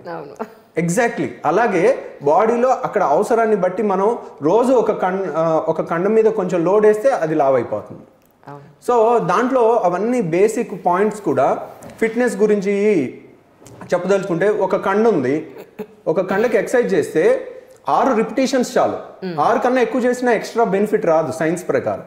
6 చేయలేనంత వెయిట్ కనుక చేస్తే, అంటే 3 కేజీలు ఈజీగా చేస్తున్నాము, 4 కేజీలు వేసి 6 చేసి 3 సార్లు చేస్తే 6 వారాల్లో అది ఎంత మ్యాక్సిమం సైజ్కి వెళ్ళాలో అంతకు వెళ్తుంది. అంతకన్నా ఎక్కువ చేసినా ఉపయోగం ఉండదు. కరెక్ట్. అలా ఇలాంటి పాయింట్స్ అన్నీ కూడా మనం చెప్పడానికే మనం అది చేసిందన్నమాట. సార్ రీసెంట్గా నేను ఒక ఇంటర్వ్యూలో చూసాను ఏంటంటే, ఇప్పుడు ఈ మధ్య యూరిక్ యాసిడ్ అనేది చాలా పర్టికులర్గా ఒక బాడీలో ఒక చోట డిపాజిట్ అయ్యి అక్కడ కొంచెం స్వెల్లింగ్ వస్తుంది. అది ఎందుకు వస్తుంది అంటే ఎక్కువ ఫ్రూట్స్ తినడం వల్ల ఎక్కువగా యూరిక్ యాసిడ్ అనేది ఫామ్ అవుతూ ఉంటుంది అనేది ఒక వీడియోలో చూశాను సార్. నిజమా? అంటే ఇప్పుడు వచ్చే బలవంతంగా పండించే ఈ పళ్ళ వల్ల అందులో ఉండే కొన్ని కెమికల్స్ మనకి యూరిక్ యాసిడ్ పెరగడానికి దోహదపడుతుందా అని అనేది డౌట్. మీరేమంటారు? లేదండి, యూరిక్ యాసిడ్ పెరిగితే వచ్చే జబ్బుని గౌట్ అంటారు. దాంట్లో జాయింట్ పెయిన్స్ వస్తాయి. ఎస్పెషల్లీ కొంతమందికి మోకాళ్ళ నొప్పులు వస్తాయి, ఎక్కువ మందికి మాత్రం కాలు బొట్టన వేల్లో వస్తుంది, దాన్ని గౌట్ అంటారు. సో యూరిక్ యాసిడ్ పెరగటానికి యూజువల్గా యూరిక్ యాసిడ్కి వెజిటేరియన్కి అంత సంబంధం లేదు, ఫ్రూట్స్కి. బట్ యూరిక్ యాసిడ్కి నాన్ వెజిటేరియన్కి it is a by product of protein degradation. అంటే ప్రోటీన్ డైజెస్ట్ అయిన వాళ్ళకి కొంత యూరిక్ యాసిడ్ వస్తుంది అనమాట. డైజెస్ట్ అయిన తర్వాత బై ప్రోడక్ట్ అది ఎప్పటికప్పుడు యూరిన్లో ఎక్స్క్రీట్ అయిపోతుంది. ఒక్కోసారి వాళ్ళకి ఎక్స్క్రీట్ అవ్వకపోయినా వాళ్ళకి ఎక్స్క్రీట్ అయ్యే మెకానిజం ఉన్నదానికన్నా కొంత ఎక్కువ ప్రోటీన్ తీసుకున్నా యూరిక్ యాసిడ్ వస్తుంది. మీరు చూడండి, దానికి యూరిక్ యాసిడ్ ప్రాబ్లం ఉన్న వాళ్ళకి ఫస్ట్ చెప్పేది నాన్ వెజిటేరియన్ తగ్గించమంటాం, ప్రోటీన్ కంటెంట్ తగ్గించమంటాం, కార్బోహైడ్రేట్స్ అవి తీసుకోవచ్చు. కాబట్టి మీరు చెప్పినట్టు యూజువల్గా ఫ్రూట్స్ తింటే యూరిక్ యాసిడ్ పెరుగుతుంది అనేది ఎక్కడా లేదండి సైన్స్లో. బట్ ప్రోటీన్ తీసుకుంటే పెరుగుతుంది అనేది it's a well known fact. కాకపోతే ఏంటంటే ఈ మధ్య కాలంలో ఎవరైనా ఏదన్నా ఒక వీడియోని చేసి వైరల్ చేయగలుగుతారు. దాంట్లో నాన్ సెన్స్ ఉన్నా కానీ అది వైరల్ అవుతుంది ఒక్కోసారి. అంటే we will be giving wrong message అనమాట. అది 60-70% ఉంది సార్ ఈరోజు మన సొసైటీలో. రాంగ్ ఇన్ఫర్మేటివ్ ప్రోగ్రామ్స్ 60-70% ఉన్నాయి. అది నమ్మి దాన్ని ఫాలో అయ్యి హెల్త్ అంతా నాశనం చేసుకునే వాళ్ళు కూడా చాలా మంది ఉన్నారు. మీరు చెప్పారు కదండి, యూట్యూబ్ ఛానల్ పెట్టి దానికి టైం డెడికేట్ చేయడానికి ఒకే ఒక కారణం, ఐ ఎంజాయ్. ఎందుకంటే లక్షల మంది బెనిఫిట్ అవుతారు దాంట్లో. ఒక్కొక్కళ్ళని చూసి మహా అయితే 100 మందిని చూడగలుగుతాం రోజుకి. ఇది లక్షల మందికి జరగాల్సిన మెసేజ్, డెలివరీ అవ్వాల్సిన మెసేజ్ ఇంట్లోనే డెలివరీ అవుతుంది. ప్లస్ అథెంటిక్ లేదు. అథెంటిక్ అనేది ఇప్పుడు జనాలు ఎంతమంది ఉన్నా అంత అన్ఎడ్యుకేటెడ్ అయినా కానీ వాళ్ళ కామన్ సెన్స్ అనేది ఒకటి ఉంటుంది. అవతలోడు ఫేక్ చేస్తున్నాడా, జెన్యున్గా చెప్తున్నాడా, he's a reliable person, reliable source of information అని తెలుసుకోగలుగుతారు. ఇప్పుడు జెన్యున్ ఇన్ఫర్మేషన్ ఉంటే నాన్ సెన్స్ని ఎక్కువ వాళ్ళు ఎంకరేజ్ చేయకపోవచ్చు. ఆ నాన్ సెన్స్ వల్ల ఎవరు పడితే వాళ్ళు నోటికొచ్చిన థంబ్నెయిల్స్ పెట్టి నోటికొచ్చిన నాన్ సెన్స్ థింగ్స్ అంతా చెప్పి అవి బ్యాడ్ థింగ్స్ సొసైటీలోకి వెళ్తున్నాయి. అవి కూడా వెళ్లకుండా ఉండాలన్న ఉద్దేశంతోనే మనం ఈ ఎడ్యుకేషన్ స్టార్ట్ చేసిందండి. ప్లస్ చాలామంది అంటున్నారు, ఎరా నువ్వేమన్నా కార్డియాలజిస్ట్వా, మా సబ్జెక్ట్లోకి వచ్చి నువ్వు చెప్తున్నావు అని అంటే, అది కదరా నువ్వు చెప్పొచ్చు కదరా, నేను ఎవడు ఆపాడురా. ఇప్పుడు నేనేమన్నా హార్ట్ అటాక్ వస్తే నా దగ్గరికి రండి, నేను స్టెంట్ వేయండి అని చెప్తున్నా, నేను స్టెంట్ వేస్తా అని చెప్తున్నానా? నేను అసలు హార్ట్ అటాక్ రాకుండా ఏం చేయాలనే జాగ్రత్త చెప్తున్నాను. అది బేసిక్ ఎంబీబీఎస్ సబ్జెక్టు, లేదంటే ఇట్స్ ఏ న్యూట్రిషన్ సబ్జెక్ట్ కూడా. ఎవరైనా కొన్ని నేను చెప్పిన దాంట్లో ఒక్కటన్నా బుక్లో లేని ఉందా అని అన్నాను. లేదురా అన్నాను. నువ్వు కూడా చేయరా, ఇంకా మంచిది కదా, ఇంకో 10 మందికి నీ ఫ్యాన్స్ ఉంటారు, నువ్వంటే గురున్న పేషెంట్స్ ఉంటారు, వాళ్ళకి నేను చెప్తే ఎక్కపోవచ్చు, నువ్వు చెప్తే ఎక్కొచ్చు అని. ద ప్రాబ్లం ఏంటంటే వాళ్ళు కంటెంట్ డెలివరీలో హై అండ్ వర్డ్స్ వాడుతుంటారు, సైంటిఫిక్ నేమ్స్, దాంతో కామన్ జనాలకి కనెక్ట్ అవ్వకపోవచ్చు. అందువల్ల మంచి సబ్జెక్ట్ ఉన్నప్పటికీ కూడా వాళ్ళు MBBS లెవెల్లో చెప్తే ఎలాగా? మనం when you're going to second class students లెవెల్కి వెళ్ళినప్పుడు వాళ్ళకి అర్థమయ్యేటట్టు చెప్పాలి. మనకున్న సబ్జెక్ట్ అంతా చెప్పకూడదు, మనకున్న సబ్జెక్ట్ అంతా చెప్పినా కానీ వాళ్ళ లెవెల్లోకి వెళ్ళి చెప్తే అర్థమవుతుంది. అవును అవును సార్, నేను రీసెంట్గా ఒకటి చూసానంటే మన డైట్ తోటి ట్యాబ్లెట్స్ వాడకుండా షుగర్ని బీపీని నార్మల్ చేసేసుకోవచ్చు అనేది, మన లైఫ్ స్టైల్ కనుక చేంజ్ చేసుకుంటే మార్చొచ్చు అని. బట్ కొంతమంది ఏమంటారంటే కొన్నిసార్లు మన లైఫ్ స్టైల్ మార్చినా, డైట్ మార్చినా, ఎక్సర్సైజ్ చేసినా, ఎన్ని రకాలుగా మార్చుకున్నా కూడా ఇవి తగ్గించే అవకాశం లేని కేసెస్ కూడా ఉన్నాయి అని. సో దీనికి మీ సమాధానం ఏంటి? డయాబెటీస్ అనేది యూజువల్గా డయాబెటీస్ రివర్సల్ అనేది ఇప్పుడు కాదండి, 30 ఏళ్ళ కింద కూడా ఇవన్నీ టెక్స్ట్ బుక్లో ఉన్నాయి. When you decrease the carbohydrate, మన బాడీ ఏమీ షుగర్ ఫ్యాక్టరీ కాదు, ఆటోమేటిక్గా షుగర్ని గ్లూకోజ్ని తయారు చేసుకోలేదు, కేవలం బయట నుంచి తీసుకుంటే మాత్రమే బాడీలోకి గ్లూకోజ్ అనేది వస్తుంది. బయట నుంచి ఎప్పుడైతే గ్లూకోజ్ కట్ చేస్తామో ఆటోమేటిక్గా 500 షుగర్ అన్న 1 డే 2 డేస్లో 100కి వచ్చే అవకాశం ఉంటుంది. It is not a new fact to be discovered. కాకపోతే ఈ మధ్య కాలంలో దీన్ని కానీ ఎక్కువ హైలైట్ చేయాల్సినంత చేయకపోవటం వల్ల దాన్ని ఇప్పుడు ఎరిక్ బర్గ్ అని కానీ తర్వాత రకరకాల వెస్ట్రన్ డాక్టర్స్ చాలామంది, ఇప్పుడు జోసెఫ్ ఫంగ్ గారు కానీ చాలామంది చేశారు. దాన్ని మన రాష్ట్రంలో కూడా కొంతమంది తీసుకుని, వీరమాచినేని గారు కానీ దాన్ని కొంచెం నాటు పద్ధతిలో చెప్పి దాన్ని జనాల్లోకి తీసుకెళ్లారు. అది ఒక విధంగా మంచిదే, దాన్ని నేనేం తప్పు పట్టట్లా. So but it's a well known fact. కానీ జనాలకి ఇప్పుడు 10 ఏళ్ల కింద 20 ఏళ్ల కింద ఇట్లా యూట్యూబ్ ఉందా? లేదు. సో ఎంతమందికి తీసుకెళ్ళగలిగే ఇది లేదు. ఇప్పుడు జెన్యూన్ ఫ్యాక్ట్స్ని మనం తొందరగా చెప్పగలం.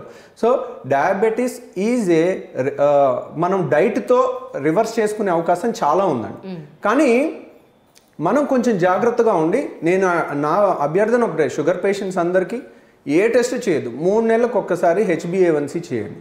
If it is less than 7 మీరు ఏ ట్రీట్మెంట్ తీసుకోపోయినా ఏం పర్వాలేదు. ఇఫ్ ఇట్ ఈస్ 8 ఓకే, నేను డైట్ మార్చగలుగుతానంటే మార్చండి. కానీ ఇప్పుడున్న సొసైటీలో అన్నీ ఒక్కోసారి వీలు అవ్వదు. వాళ్ళకున్న స్ట్రెస్కి, వాళ్ళకున్న చేయాల్సిన పనులకి, డ్యూటీలకి, వాళ్ళ ఇర్రెగ్యులర్ ఫుడ్ హ్యాబిట్స్కి ఒక్కోసారి చేయలేకపోయినప్పుడు షుగర్ అన్కంట్రోల్ అవుతున్నప్పుడు నేను అనేది ఏంటంటే, I'm respecting other specialities. I respect naturopathy, I respect homeopathy, I respect Ayurveda, and I expect the same in reciprocation. At the same time, డాక్టర్లు, ఎలోపతి డాక్టర్లు అందరూ మందుల కంపెనీలు బతికించటం కోసమే అనవసరమైన మందులు ఇచ్చి జనాల్ని చంపుతున్నారు అనేది, అలా నాటు పదాలు వాడకపోవటం మంచిది ఎవరైనా. ఎందుకంటే అది కొంతమందికైనా దీని మీద ఉన్న రెస్పెక్ట్ని తగ్గిస్తే, మోస్ట్ లైఫ్ స్టైల్ వాళ్ళు మాట్లాడే వాళ్ళు క్వాక్స్, వాళ్ళకి ఏమి నాలెడ్జ్ లేని వాళ్ళు అలాంటి మాట అంటే, ఒక్కొక్క డ్రగ్ రావడానికి ఒక 40 ఏళ్ళ రీసెర్చ్ తర్వాత, 30 ఏళ్ళ రీసెర్చ్ తర్వాత కానీ అవి రావు. వచ్చిన వాటిలో కొన్ని తక్కువ ఖర్చులో ఉన్నాయి. ఇప్పుడు డయాబెటీస్కి మెట్ఫార్మిన్ చాలా తక్కువ ఖర్చే. సో అలాంటి అద్భుతమైన మెడిసిన్స్ కూడా వాడుకోకుండా ఉంటారు. సో 50 ఏళ్ల హిస్టరీ ఉంది, దాని సైడ్ ఎఫెక్ట్ ప్రొఫైల్ తెలుసు, ఎసెన్షియల్ డ్రగ్స్లో ఉంది, ప్రైస్ కంట్రోల్లో ఉంది, దాంట్లో ఎక్కువ ఖర్చు లేకుండా మంచిగా ఉండే మెడిసిన్స్ను కూడా వాళ్ళు ఒక రాంగ్ నోషన్ ఇవ్వకూడదు. డయాబెటీస్లో ట్రీట్మెంట్లో 90% is diet and life style and exercise అండి. అది అవ్వనప్పుడు మాత్రం ఈ ట్యాబ్లెట్స్ కొంత హెల్ప్ తీసుకోండి. అలా అని ఒక 4-5 ట్యాబ్లెట్లు కాదు, even 1 tablet also does wonders. కొంత డైట్ చేసుకుంటే, కొంత ఇలా చేసుకుంటే, సో ఆ బ్యాలెన్స్డ్ అప్రోచ్ ఉంటే అద్భుతంగా కంట్రోల్ చేసుకోవచ్చు అండి. సార్ నెక్స్ట్ బ్రెస్ట్ ఇంప్లాంట్స్కి వస్తే, ఇంప్లాంట్ చేసిన తర్వాత ఇన్ కేస్ ప్రెగ్నెన్సీ వచ్చి బ్రెస్ట్ ఫీడింగ్ ఇవ్వగలిగే అవకాశం ఉంటుందా అనేది చాలామంది అడిగారు. సో ఇది బ్రెస్ట్ ఇంప్లాంట్స్ అనేది ఏంటంటేనండి, ఇప్పుడు వచ్చిన ఇంప్లాంట్స్ ఏంటంటే సిలికాన్ ఇంప్లాంట్స్. అవి యూజువల్గా బ్రెస్ట్ ఆగ్మెంటేషన్, బ్రెస్ట్ సైజ్ పెరగటం కోసం చేసేటప్పుడు ఏం చేస్తారంటే, మనకి బ్రెస్ట్ అనేది ఛాతీ మీద సపోర్ట్తో ఉంటుంది, బ్రెస్ట్ వెనకాల పెడతారు. ఓకే, కాబట్టి బ్రెస్ట్ వెనకాల పెట్టడం వల్ల వాళ్ళు ఫీడింగ్కి ఏ ఇబ్బంది ఉండదు. సైడ్ నుంచి ఇలా కట్ చేసి బ్రెస్ట్ అంతా కొంచెం ముందుకు లేపి, బ్రెస్ట్కి ఛాతీ రిబ్ కేజ్ ఉంటుంది కదండి, ఆ బోన్ అక్కడ పెడతారు. కాబట్టి ఫ్రంట్ ఉండేది న్యాచురల్ బ్రెస్ట్, ఆ చిన్నగా ఉన్న ఆ బ్రెస్టే ఉంటుంది, వెనకాల ఇంప్లాంట్ ఉంటుంది. కాబట్టి వాళ్ళకి ఫీడింగ్కి ఏ విధమైన ఇబ్బంది ఉండదండి. ఆ న్యాచురల్ ఫీల్ కూడా ఉంటుంది, ఎందుకంటే ఫ్రంట్ అంతా న్యాచురల్ బ్రెస్ట్ ఉంటుంది కాబట్టి అదేమి ఇబ్బంది ఉంది. ప్లస్ చాలా మందికి ప్రెగ్నెన్సీలో ఆఫ్టర్ ప్రెగ్నెన్సీ కానీ ఆఫ్టర్ డెలివరీ కొద్దిగా నార్మల్ బ్రెస్ట్ కూడా కొద్దిగా సైజ్ పెరుగుతుంది. కాబట్టి వాళ్ళకి ఇంకా న్యాచురల్ ఫీల్ ఉంటుందండి. అంటే తప్పని పరిస్థితిలో చేసుకోవచ్చు, కానీ యూజువల్గా మై రికమెండేషన్ ఈజ్ అంటే it's a cosmetic surgery, it is the persons choice. ఇప్పుడు కొన్ని వేరే వాళ్ళ ఫీలింగ్స్కి, ఇప్పుడు ముక్కు వంకర ఉందని కొంతమంది ఆపరేషన్ చేయించుకుంటారు, నీకెందుకురా బాబు అని అంటారు. కానీ what we feel is not important, what they feel is వాళ్ళని తింటా ఉంటుంది ఒక పురుగులాగా బ్రెయిన్లో 24 గంటలు. అదైతే కానీ వాళ్ళకి మనసు ఎంత ఉండదు, వాళ్ళని ఇంకా ఆపలేము. సో వాళ్ళకి కౌన్సిలింగ్ ఇవ్వాలి. లేదు నన్ను ఇలా కూడా చాలా బాగున్నావు, అందంగా ఉన్నావు, ఈ చిన్న దానికి చిన్నవి ఉంటాయని కన్విన్స్ చేయగలిగితే ఓకే. కానీ వాళ్ళు ఎప్పుడు దాని గురించే బాధపడుతున్నారు అనుకోండి. So it's a psychological component ఉన్నప్పుడు ఓకే, సేఫ్గా అయ్యేటప్పుడు, సేఫ్గా మనకి జాగ్రత్తగా ఏ ప్రాబ్లం లేకుండా అవుతుందని అనుకున్నప్పుడు then they can go for certain procedures. Right. Empty stomach తోటి వాటర్ తీసుకుంటే కనుక వండర్స్ జరుగుతాయి అని చెప్పని చాలా వీడియోస్ చూశాను సార్. జనరల్గా మీరేంటంటే మీ మెయిన్ స్ట్రీమ్ గ్యాస్ట్రోఎంట్రాలజీ అయినా బేరియాట్రిక్స్ అయినా కూడా ఇన్ జనరల్గా మీరు ఒక ఫ్యామిలీ డాక్టర్ లాగా మీరు అన్ని ఇష్యూస్ గురించి ఇన్ఫర్మేషన్ ఇస్తున్నారు కాబట్టి అడుగుతున్నాను మిమ్మల్ని. అంటే ఎంటీ స్టమక్ మీద వాటర్ తీసుకునే నిజంగా మంచిదా చెడ్డదా? సో ఇప్పుడు మన ఏది మంచిది ఏది చెడ్డది అనేది ప్రూవ్ చేయటం చాలా కష్టం అండి. ఎందుకంటే ఇలాంటి దాంట్లో common sense wins overs everything. Right. So ఇప్పుడు రోజు ఉదయం లేవగానే 4 లీటర్ల నీళ్ళు తాగితే మంచిదని అన్నాను అనుకోండి, వేర్ ఈస్ ద ప్రూఫ్ అంటాం యాజ్ ఎ సైంటిస్ట్, ఒక doctor, where is the proof అంటాను. ప్రూఫ్ అంటే ఏం చేయాలి? రోజు ఒక 10,000 మందికి ఉదయం లేవగానే 3 లీటర్లో 4 లీటర్లో నీళ్ళు తాగిచ్చి, ఇంకో 10,000 మందికి ఉదయం లేవగానే తాగకుండా వాళ్ళకి దాహం వేసినప్పుడు తాగే వాళ్ళని కంపేర్ చేసి చూడాలి. వీళ్ళలో ఈ 10,000 మందిలో ఎంతమందికి గ్యాస్ ట్రబుల్ ఉంది, ఈ 10,000 మందిలో ఎంతమందికి గ్యాస్ ట్రబుల్ ఉంది, వీళ్ళలో ఇంకా ఏమేమి బెనిఫిట్స్ ఉన్నాయి, హార్ట్ అటాక్లు తగ్గిపోయినాయి వాటర్ వల్ల లేకపోతే ఏంటి అనేది పరిశోధన చేస్తే తెలుస్తుంది. కానీ ఒక కామన్ సెన్స్ ఫ్యాక్ట్ తీసుకుంటే నేను దాన్ని ఖండించను. మార్నింగ్ పూట లేచి ఎందుకు ఖండించను? దానివల్ల నష్టం లేదు కాబట్టి. అతిగా చేస్తే నష్టం. ఇప్పుడు ఆల్రెడీ 40 ఏళ్ళ లోపల ఎట్లా చేసినా బాడీ తట్టుకుంటుందండి. మీరు 4 లీటర్లు కాదు 10 లీటర్లు అయినా 10 లీటర్లు యూరిన్ వస్తుంది, కానీ వాళ్ళకి ఏ డ్యామేజ్ అవ్వదు. అదే 40 ఏళ్ళు దాటి 50 ఏళ్ళు దాటిన వాళ్ళకి, షుగర్ బీపీలు ఉన్న వాళ్ళకి, హార్ట్ ప్రాబ్లమ్స్ ఉన్న వాళ్ళకి సడన్గా 3-4 లీటర్లు ఇచ్చామనుకోండి, వాటిని బయటికి పంపించే కిడ్నీల మీద లోడ్ ఎక్కువయ్యి కాళ్ళవాపులు వస్తాయి. సో కాబట్టి పైత్యంలా చేయకూడదు. మనం ఎప్పుడు నీళ్లు తాగాలి అంటే దానికి సృష్టి ఒక నియమం పెట్టింది. నీకు దాహం ఉంటే తాగు, దాహం లేకపోతే తాగొద్దు. That's as usual. పోనీ దాహం ఉంది, 1 గ్లాస్ తాగే దగ్గర 3 గ్లాసులు తాగు. మరి 3 లీటర్లు 4 లీటర్లు అంటే యంగ్స్టర్స్ ఏదైనా చేయొచ్చు. 40 ఏళ్ళు దాటిన వాళ్ళు మాత్రం ఒళ్ళు దగ్గర పెట్టుకుని ఏ పడితే అవి పాటించు. మీరు తాగండి, 1 లీటర్ తాగండి, నేను వద్దన్ను. వేడి నీళ్ళు తాగండి, మంచిదే. వేడి నీళ్ళు తాగితే దివ్య ఔషధం అన్నారు, తాగండి. నేనేం తప్పు పట్టట్లేదు. ఎందుకు తప్పు పట్టట్లేదు? దానివల్ల హాని లేదు. ఎందుకు? వేడి నీళ్ళు తాగితే ఏం అయిపోదు. బెనిఫిట్ వస్తుందో రాదో వేరే విషయం. బట్ వాళ్ళు వేడి నీళ్ళు తాగితే ఏదో నాకు తగ్గిపోతుందన్న ఆనందంలో ఉంటారు కదా, వాళ్ళని ఎందుకు ఆనందం పాడు చేయటం మనం కదా? కాబట్టి దాంట్లో నష్టం లేనప్పుడు ఐ సపోర్ట్ ఇట్. బట్ మితిమీరి హద్దు మీరి మాత్రం చేయకుండా ఉంటే మంచిది. రీసెంట్గా నేను ఒక హాస్పిటల్కి వెళ్ళినప్పుడు నాకేదో ఫీలింగ్ ఉంది, దానికోసం వెళ్ళినప్పుడు ఒక 15-16 ఏళ్ళ అమ్మాయి ఫిల్లర్స్ కోసం వచ్చింది. అక్కడ కూర్చుంది. నేను మామూలుగా ఎవరికి వెళ్ళినా పలకరిస్తుంటా జనాలతో. అమ్మాయి ఫోన్లో ఉంది. ఏంటమ్మా నువ్వు వచ్చేయంటే ఏం చదువుతున్నా ఏంటి అంటే ఇంటర్మీడియట్ చదువుతున్నానండి, నా అప్పర్ లిప్ చాలా సన్నగా ఉందండి, సో దాన్ని ఎన్హాన్స్ చేసుకోవడానికి వచ్చాను. ఎందుకమ్మా ఇప్పుడు అనవసరంగా చదువుకునే పిల్లలకి బ్యూటీ మీద ఎంత కాన్షియస్ ఉండడం ఎందుకు? It's not advisable right now. Maybe నీ మ్యారేజ్ అయిన తర్వాత ఇలా చేసుకుంటే బాగుంటుందేమో అని వాళ్ళ మదర్ కూడా మీరైనా చెప్పండి కొంచెం అని, నా ప్రోగ్రామ్స్ చూసి మీరైనా చెప్పండి అని అంటే చెప్పాను. బట్ తను ఎక్కడా కనిపించలే. కానీ యాజ్ అ డాక్టర్ మీరు కూడా చాలా కేసెస్ చూసుంటారు. ఇలాంటివి మీరు ఎంకరేజ్ చేస్తారా? ఎంకరేజ్ ఇన్ ద సెన్స్ మీరు ఎడ్యుకేట్ చేస్తారు, that's no doubt, undoubtedly I can say that. Is it advisable to do that sir? Actually నేను అసలు సపోర్ట్ చేయనండి. ఎందుకు సపోర్ట్ చేయనంటే ఇప్పుడు మీరు వన్ సైడ్ ఎవరికన్నా కొద్దిగా బాగున్నట్టు యూజువల్గా ఇట్స్ ఏ సైకలాజికల్ డిసీజ్ అండి. వాళ్ళు బాగున్నా కానీ వాళ్ళు బాగాలేరని ఊహించుకుంటారు. లేకపోతే ఒక్క లిప్ కొద్దిగా ఫిల్ చేసినంత మాత్రాన వెంటనే ఐశ్వర్యలాగా అయిపోరు. ఎగ్జాక్ట్లీ అదే ముక్కు అదే కళ్ళు ఉంటాయి, మారిపోవు కదా. సో మీరు ఆ ఫీలింగ్స్ చేసుకుని చాలా మంది హాలీవుడ్ సెలబ్రిటీస్ అలా చేయించుకుని ఈ పెదాలు ఇలా వంకర వచ్చి అలా వంకర వచ్చి కావాలని చేయించుకుంటారు.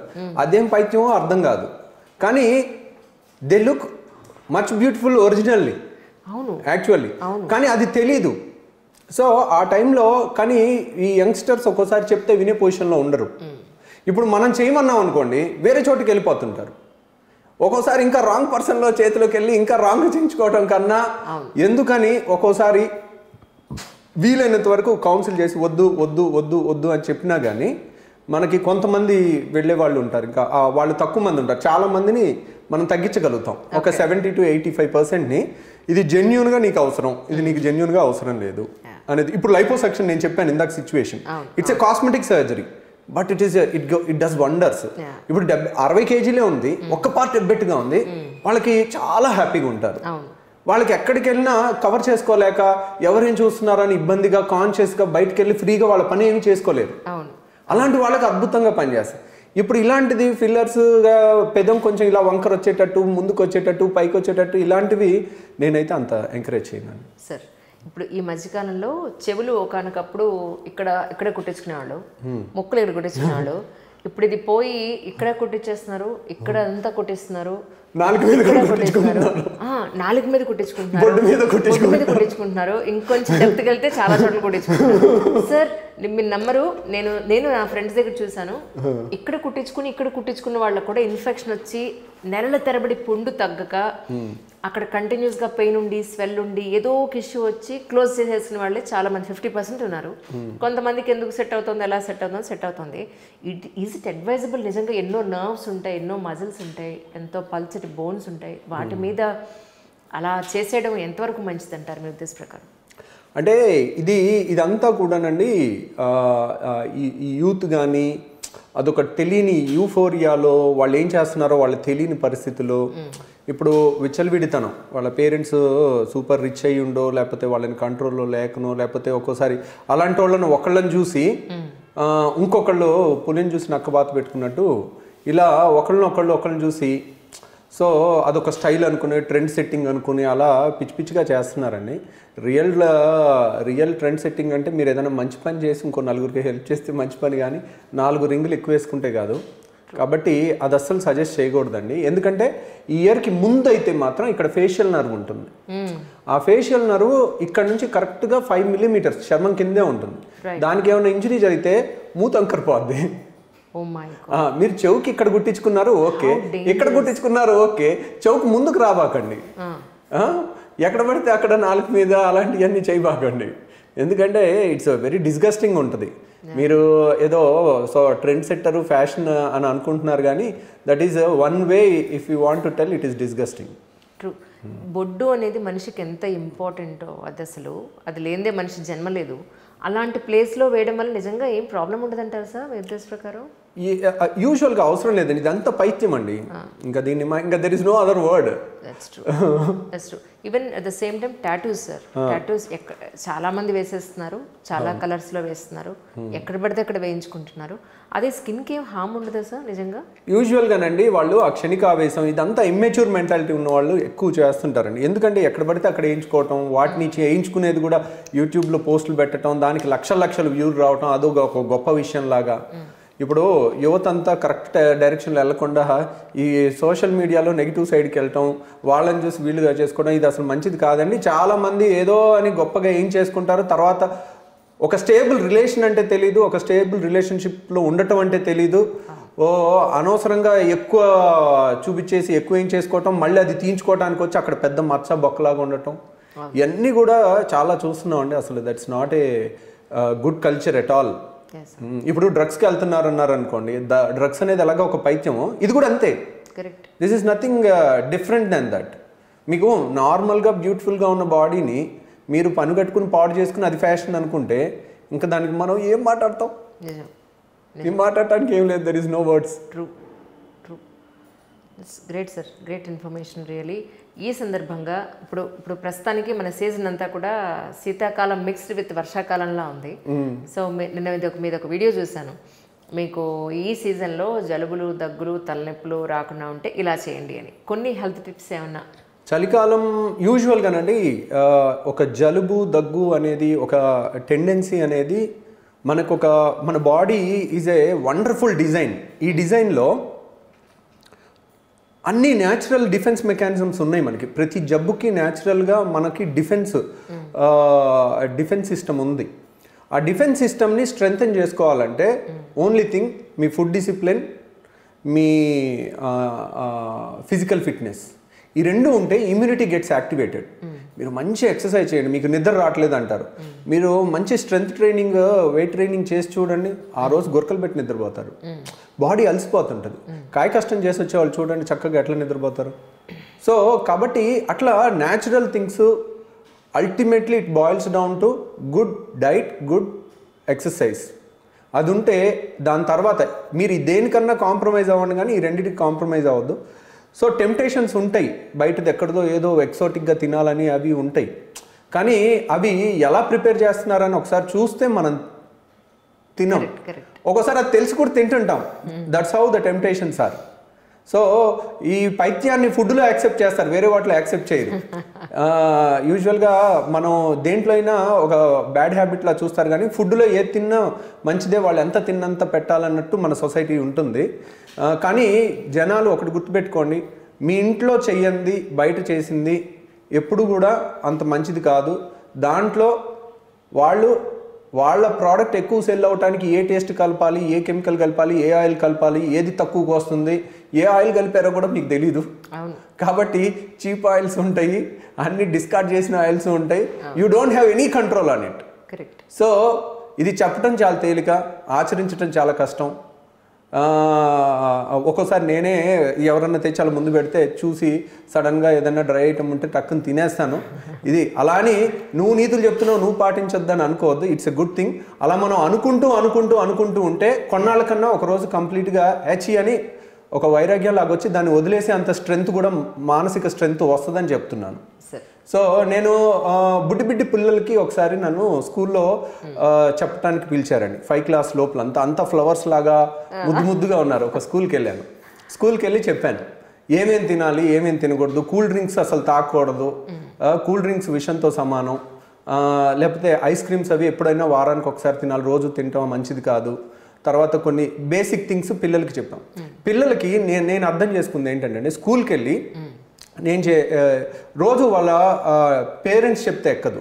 ఎవరినో ఒక ఫారెన్ బయట నుంచి వచ్చి ఒక డాక్టర్ అట్లా చెప్తే వాళ్ళకి అది నాటుకుని పోతుంది. టీచర్ చెప్పినవి కూడా ఒకసారి బాగా నాటుకుంటే వాళ్ళు. నేను అలా చెప్పేసిన తర్వాత ఏమైందంటే, ఒకరోజు ఒక మాల్లో కనపడ్డారు ఒక పిల్లలు, ఎవరో ఇలా చూస్తా నవ్వుతా ఉన్నారు, ముసుముసున్నారు.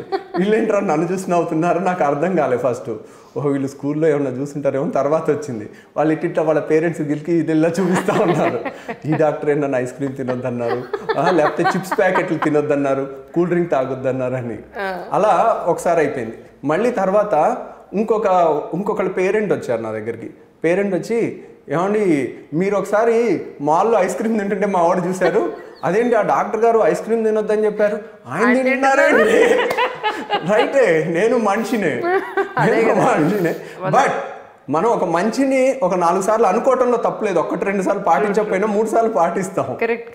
సో విచ్చలవిడితనం నేను వద్దన్నది. అంటే ఏంటంటే, మీరు ఐస్ క్రీమ్ ఎప్పుడో ఒకసారి తింటాం ఓకే, ఐస్ క్రీమ్ లీటర్ డబ్బాని తెచ్చుకుని ఫ్రిడ్జ్ లో పెట్టుకుని ఇక ప్రతి గంటకో 2 గంటలకో ఒక స్కూప్ తెచ్చి తింటాం అనేది దట్ ఈస్ డిజాస్ట్రస్. సో ఇవన్నీ డిస్కస్ చేసుకునేది ఏంటంటే, we know sometimes what is good అనేది తెలిస్తే ఒక్కొక్కసారి మనం కూడా పాటించలేకపోవచ్చు. బట్ మనం ఖచ్చితంగా మళ్ళీ అనుకుంటే సబ్ కాన్షియస్ హ్యాబిట్స్ అయిపోతాయి. హ్యాబిట్స్ అయిపోయి there will be a stage where certainly we will only good వాటికి కానీ బ్యాడ్ వాటికి వెరీ రేర్గా వారానికో పండగలకో అట్లా తింటాం, అలాంటివి కూడా అవుతాయి. ఐ థింక్ అలా అయ్యి ఫ్యూచర్లో ఎవరు నన్ను పాయింట్ అవుట్ చేయకుండా ఉండగలగటానికి ట్రై చేస్తానని నేను నీతులే చెప్పటం కాదు, వీలైనంత వరకు దాంట్లో పావులన్నా పాటిస్తానని. సార్ రీసెంట్గా మీ వీడియోస్ చెప్పా కానీ మీకు ఫాలో అవుతూ ఉంటానని. మొన్న ఏదో మీరు యూట్రస్లో ఫుట్బాల్ అంతా కణితి ఉంటే దాన్ని ఒక కీ హోల్ సర్జరీ ద్వారా చిన్న చిన్న ముక్కలుగా దాన్ని తీశారని. సో దీన్ని బట్టి నాకు అర్థమైంది ఏంటి అని అంటే, ఇదే కాదు మనం మీరు ఆ యుఎస్ క్లయింట్ ఎవరైతే మీకు ఉన్నారో బెరియాట్రిక్స్ గురించి వచ్చిన ఆయన, so you are doing experiments also, అంటే విచ్ ఈస్ సేఫెస్ట్ ప్యాటర్న్లో ఏదైతే మనం చేయగలము, వానికి ఏవైతే రెసిస్టెన్స్ ఉన్నాయో, ఐ మీన్ ఈ డ్రగ్స్ పడడం లేదు అనే విషయాన్ని మీరు ఏదైతే గుర్తించారో 7-8 రకాలు అనుకుంటా ఐ థింక్ దానికి పడట్లేదు అని మీరు చెప్పారు అందులో. సో దాన్ని బట్టి నాకు అర్థమైంది ఏంటంటే, మీ దగ్గరికి వచ్చే ఏ పేషెంట్ అయినా సరే వాళ్ళకి అంటే కూలంకుషంగా పూర్తి స్థాయిలో గ్రాస్ రూట్ లెవెల్ దగ్గర నుంచి యాజ్ ఆన్ టుడే వరకు మొత్తం అంతా చూసుకుని మీరు ఒక పిక్చర్ వేసుకుని వీళ్ళకి ఇలా చేస్తే బాగుంటుంది, ఇది పడట్లేదు, ఇది పడుతోందని పూర్తి స్థాయిలో మీరు అన్ని రకాలుగా వాళ్ళకి సపోర్ట్ చేస్తున్నారనేది. సో ఇంత చేసినప్పుడు మీ వర్క్ మైండ్ ప్రెషర్ కూడా చాలా ఎక్కువ ఉంటుంది. అంటే ఎలా చేయాలి, ఏం ఎవ్రీథింగ్ ఈజ్ ప్లాన్డ్ కదా సార్ మీ సర్జరీస్ అని. So how do you relax your self అంటే ఏం చెప్తారు? సో యాక్చువల్గానండి, మనం బుక్స్ చదివి జ్ఞానాన్ని పొందుతాం. బుక్స్ ఎక్కడి నుంచి వస్తాయి అంటే జబ్బుల్ని పేషెంట్ని చదివి బుక్స్లోకి వస్తాయి. సో వాట్ ఈజ్ సుప్రీం అంటే పేషెంట్, మన కళ్ళ ముందున్న పేషెంట్. కొన్ని కండిషన్స్ మేము చదవని చూస్తాం, అది కూడా ఒక పిడుగు నెత్తిన పడినట్టు పడుతుంది, అంత కష్టమైనది. అది బుక్స్లో ఉండదు దానికి సొల్యూషన్. కాబట్టి బుక్స్ పేరు ఏముంటుందో చెప్పనండి. సర్జరీ బుక్ ఉంది, ద వరల్డ్ బెస్ట్ బుక్ ఏంటంటే బెయిలీ అండ్ లవ్, దాని పేరు బెయిలీ అండ్ లవ్. ఇద్దరు డాక్టర్స్ అనమాట, బెయిలీ ఒకళ్ళు, లవ్ ఒకళ్ళు. So Bailey and Love principles of surgery దాని పేరు, అంటే దాని సూత్రాలు అని. సో ఆ ప్రిన్సిపల్స్ చెప్తారు, వదిలేస్తారు. నీకు ఈ ప్రిన్సిపల్స్ ఎందుకు చెప్పామంటే, నీకు అన్నిసార్లు ఇక్కడ ఉన్నదే బుక్లో ఉన్నదే రావాలని లేదు. You will get a suddenly different things. నీ ఈ ప్రిన్సిపల్సే కాదు, అన్ని సబ్జెక్ట్స్లో నేర్చుకున్న ప్రిన్సిపల్స్ అన్నీ అప్లై చేస్తే ఒక్కోసారి నీకు క్లూ దొరుకుతుంది. సో అలా ఒక్కోసారి సడన్గా మన కళ్ళ ముందు పేషెంట్ కొలాప్స్ అవుతున్నా, యంగ్స్టర్స్కి ఏమన్నా జరిగినా, నడుచుకుంటూ వచ్చిన వాళ్ళకి ఏమన్నా జరిగినా, ఆ వచ్చే మానసిక స్ట్రెస్ అనేది ఇట్స్ ఆ టైంలో ఒక ₹1 తెచ్చి ఇచ్చేస్తే ఇది పోతుంది అనుకుంటే ఇచ్చేయాలన్నట్టు అనిపిస్తుంది చెప్పాలంటే. సో అంత ప్రెషర్ వస్తుంది ఒక్కోసారి, ఎందుకంటే మన కళ్ళ ముందు ఒక యంగ్స్టర్కి ఏమైనా అవుతుంటే మనం చూస్తూ ఉండలేం. సో అలా బట్ యూజువల్లీ మనం ఆ ఎంబీబీఎస్లో స్ట్రాంగ్గా చదివింది, ఆ ఫౌండేషన్ అనేది చాలా హెల్ప్ అవుతుందండి. ఎందుకంటే టన్నల్ విజన్లా కాకుండా బ్రాడ్ బేస్ థింకింగ్ ఉన్నప్పుడు ఆ ఒక్క స్పెషాలిటీలో బాడీ అనేది, గుండె అంటే గుండె ఒక్కటే ఉండదు, గుండెకి కిడ్నీకి రిలేషన్ ఉంటుంది, గుండెకి లివర్కి ఉంటుంది, గుండెకి అన్నిటికీ body it's a connection, complete whole. So అలా మనం ఆ స్ట్రెస్ వచ్చినప్పుడు యూజువల్గా మన పాత ప్రిన్సిపల్స్ అన్నీ హెల్ప్ చేస్తాయి. బట్ ఆ స్ట్రెస్ని తట్టుకోవటం అనేది అంటారా, ఆ టైంలో ఎనర్జీ ఎలా వస్తుంది అన్నారు అనుకోండి. నేను ఒక పేషెంట్కి ఆపరేషన్ చేశాను, 12 గంటల ఆపరేషన్. 12 గంటల ఆపరేషన్. అది ఆ అబ్బాయి ఏం అబ్బాయి అంటే 16 ఏళ్ళ అబ్బాయి, 10th ఫెయిల్ అయ్యాడు, గన్నవరంలో ఉంటాడు. సో 2010లో చేశాను, 11లో. తను 2011లో యాసిడ్ తాగాడు, వాళ్ళ నాన్న తిట్టాడని. అయ్యో, యాసిడ్ తాగితే ఏమైంది? యాసిడ్ అనేది గుర్తుపెట్టుకోండి, it is a fire in liquid form అంటారు. Acid is a fire in liquid form. అంటే ఇప్పుడు మనకి కాలిపోతే ఎలా అవుతుంది, మొత్తం ఇక్కడ చాలా మంది కిరోసిన్ పోసుకుని కాలు పెట్టుకుంటే ఇదంతా కాలిపోతుంది, నార్మల్ చర్మం అంతా పోయి స్కార్ వచ్చేసి ఇది స్కార్ కంట్రాక్ట్ అయ్యి ఇలా బిగుసుకుపోద్ది. ఈ భుజ ఇది అనేది ఇక్కడికి వచ్చేస్తుంది, ఇలా ఉంటుంది, వాళ్ళు ఇంకా లేపని కూడా లేపలేరు.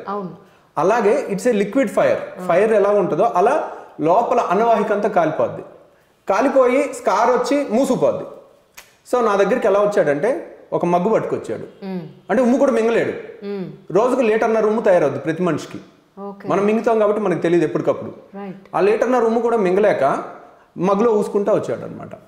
సో ఆ టైంలో తనకి ఇంకిక్కడి నుంచి ఫుడ్ వెళ్ళట్లేదు, అందుకని ఒక చిన్న హోల్ వేసి డైరెక్ట్ పేగులోకి ఒక పైప్ వేశారు ఫుడ్ ఇవ్వటానికి.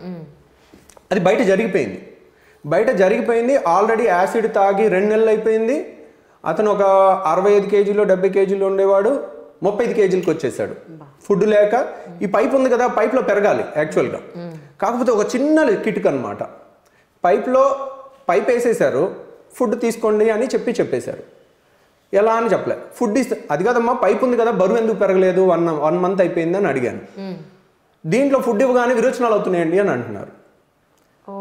దీంట్లో ఏంటంటే నోటి ద్వారా మనం కేజీ షుగర్ తినుకున్న బాడీ తట్టుకుంటుంది. ఎందుకంటే స్టమక్లో ఒక స్పింక్టర్ ఉంటుంది, అది క్లోజ్ అయ్యి 5 నిమిషాలకోసారి కొద్దిగా రిలీజ్ చేస్తుంది. ఈ పైప్ అనేది డైరెక్ట్ చిన్న పేగులోకి వేసాం. చిన్న పేగులోకి వేసినప్పుడు ఏంటి, చిన్న పేగు కెనాట్ టేక్ షుగర్ ఉన్నది వేస్తే కనుక వెంటనే విరోచనాలు అయిపోతాయి. వాళ్ళు రోజు పాలే ఇస్తున్నారు కానీ పాలలో షుగర్ వేసి ఇస్తున్నారు. షుగర్ వేసి ఇస్తే ఏమన్నా వెంటనే విరోచనాలు అయిపోతున్నాయి. విరోచనాలు అవుతున్నాయి అని చెప్పి దీంట్లో సరిగ్గా ఎక్కువ ఇవ్వట్లేదు, ఇది ఎక్కువ ఇస్తే ఎక్కువ విరోచనాలు అవుతున్నాయి అని. సో సరిపోట్ల మనిషి తగ్గిపోయాడు. ఇప్పుడు ఇది సరి చేయాలంటే పెద్ద పేగు అంటే కోలన్, విరోచన ఉండే పేగుని తీసి మొత్తం క్లీన్ చేసి ఇక్కడ నుంచి ఇక్కడికి వేస్తాం. అది వేస్తే నార్మల్గా మింగుతారు వాళ్ళు నోటి ద్వారా. ఓకే. సో అది 12 గంటల ఆపరేషన్. 30 కేజీలు ఉన్నాడు, ఆపరేషన్ చేస్తే చచ్చిపోతాడు. కాబట్టి నేను ఒకటే చెప్పాను, మీరు చేస్తున్న తప్పు ఉంది.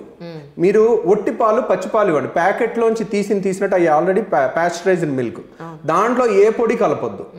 చుక్క 24 గంటలు ఒక్కొక్క చుక్క సెలైన్ వెళ్తుందో అలా పెట్టండి, ఒకేసారి ఇచ్చి ఆపటం అలా చేయకండి, షుగర్ అసలు కలపకండి అని చెప్పి మీరు ఇది చెయ్యండి, మీ బాబు ఖచ్చితంగా బతుకుతాడు అని చెప్పాను. ఆ పేషెంట్ వాళ్ళ పేరెంట్స్ అంతా షార్టెడ్ ఎమోషనల్లీ. 40 కేజీలు తగ్గిపోయిన తర్వాత నేను చెప్పాను, ఇది కనుక పాటించు నీకు మంచి జరుగుద్ది అని, నువ్వు ఖచ్చితంగా బతుకుతావు నోటి ద్వారా అని చెవు దగ్గరికి వెళ్ళి గట్టిగా చెప్పాను. అంటే వాళ్ళకి ఆ నమ్మకం ఇవ్వటం కోసం అని చెప్పి అది చెప్పిన తర్వాత పంపించేస్తే వాడు నేను చెప్పినట్టు చేశాడు.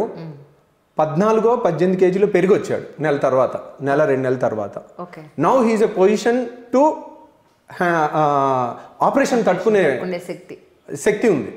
సో ఇప్పుడు ఆ ఆపరేషన్ కోలాన్ బైపాస్ అంటారు. కోలాన్ అంటే పెద్ద పేగు తీసి దాన్ని కంప్లీట్గా, పెద్ద పేగు 1.5 మీటర్ ఉంటుంది మనకి ఇక్కడ నుంచి ఇక్కడికి ఎంత 40 సెంటీమీటర్స్ ఆర్ 30 సెంటీమీటర్స్ సరిపోతుంది. 1.5 మీటర్లో 30 ఆర్ 40 సెంటీమీటర్స్ తీస్తే మిగిలింది ఉంటుంది.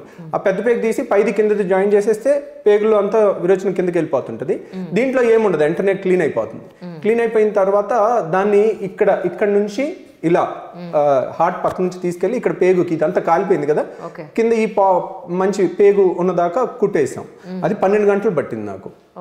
ఆ 12 గంటల్లో ఎలా వచ్చింది అంత ఎనర్జీ అంటే, మామూలుగా ఎప్పుడైతే మన పేషెంట్ ఒకళ్ళు మన కళ్ళ ముందు చావు బతుకులో ఉండి యంగ్స్టర్స్ ఉంటే ఆటోమేటిక్గా ఎనర్జీ వచ్చేస్తుంది. సో మామూలుగా చేయలేం మేము చెప్పాను చూడండి, ఎడ్రినలిన్ హార్మోన్స్ రష్ అనేది ఉంటుంది. ఒక పుల్ చూపిస్తే టక్కున చెట్టు ఎక్కేస్తాం, మామూలుగా ఎక్కలేము.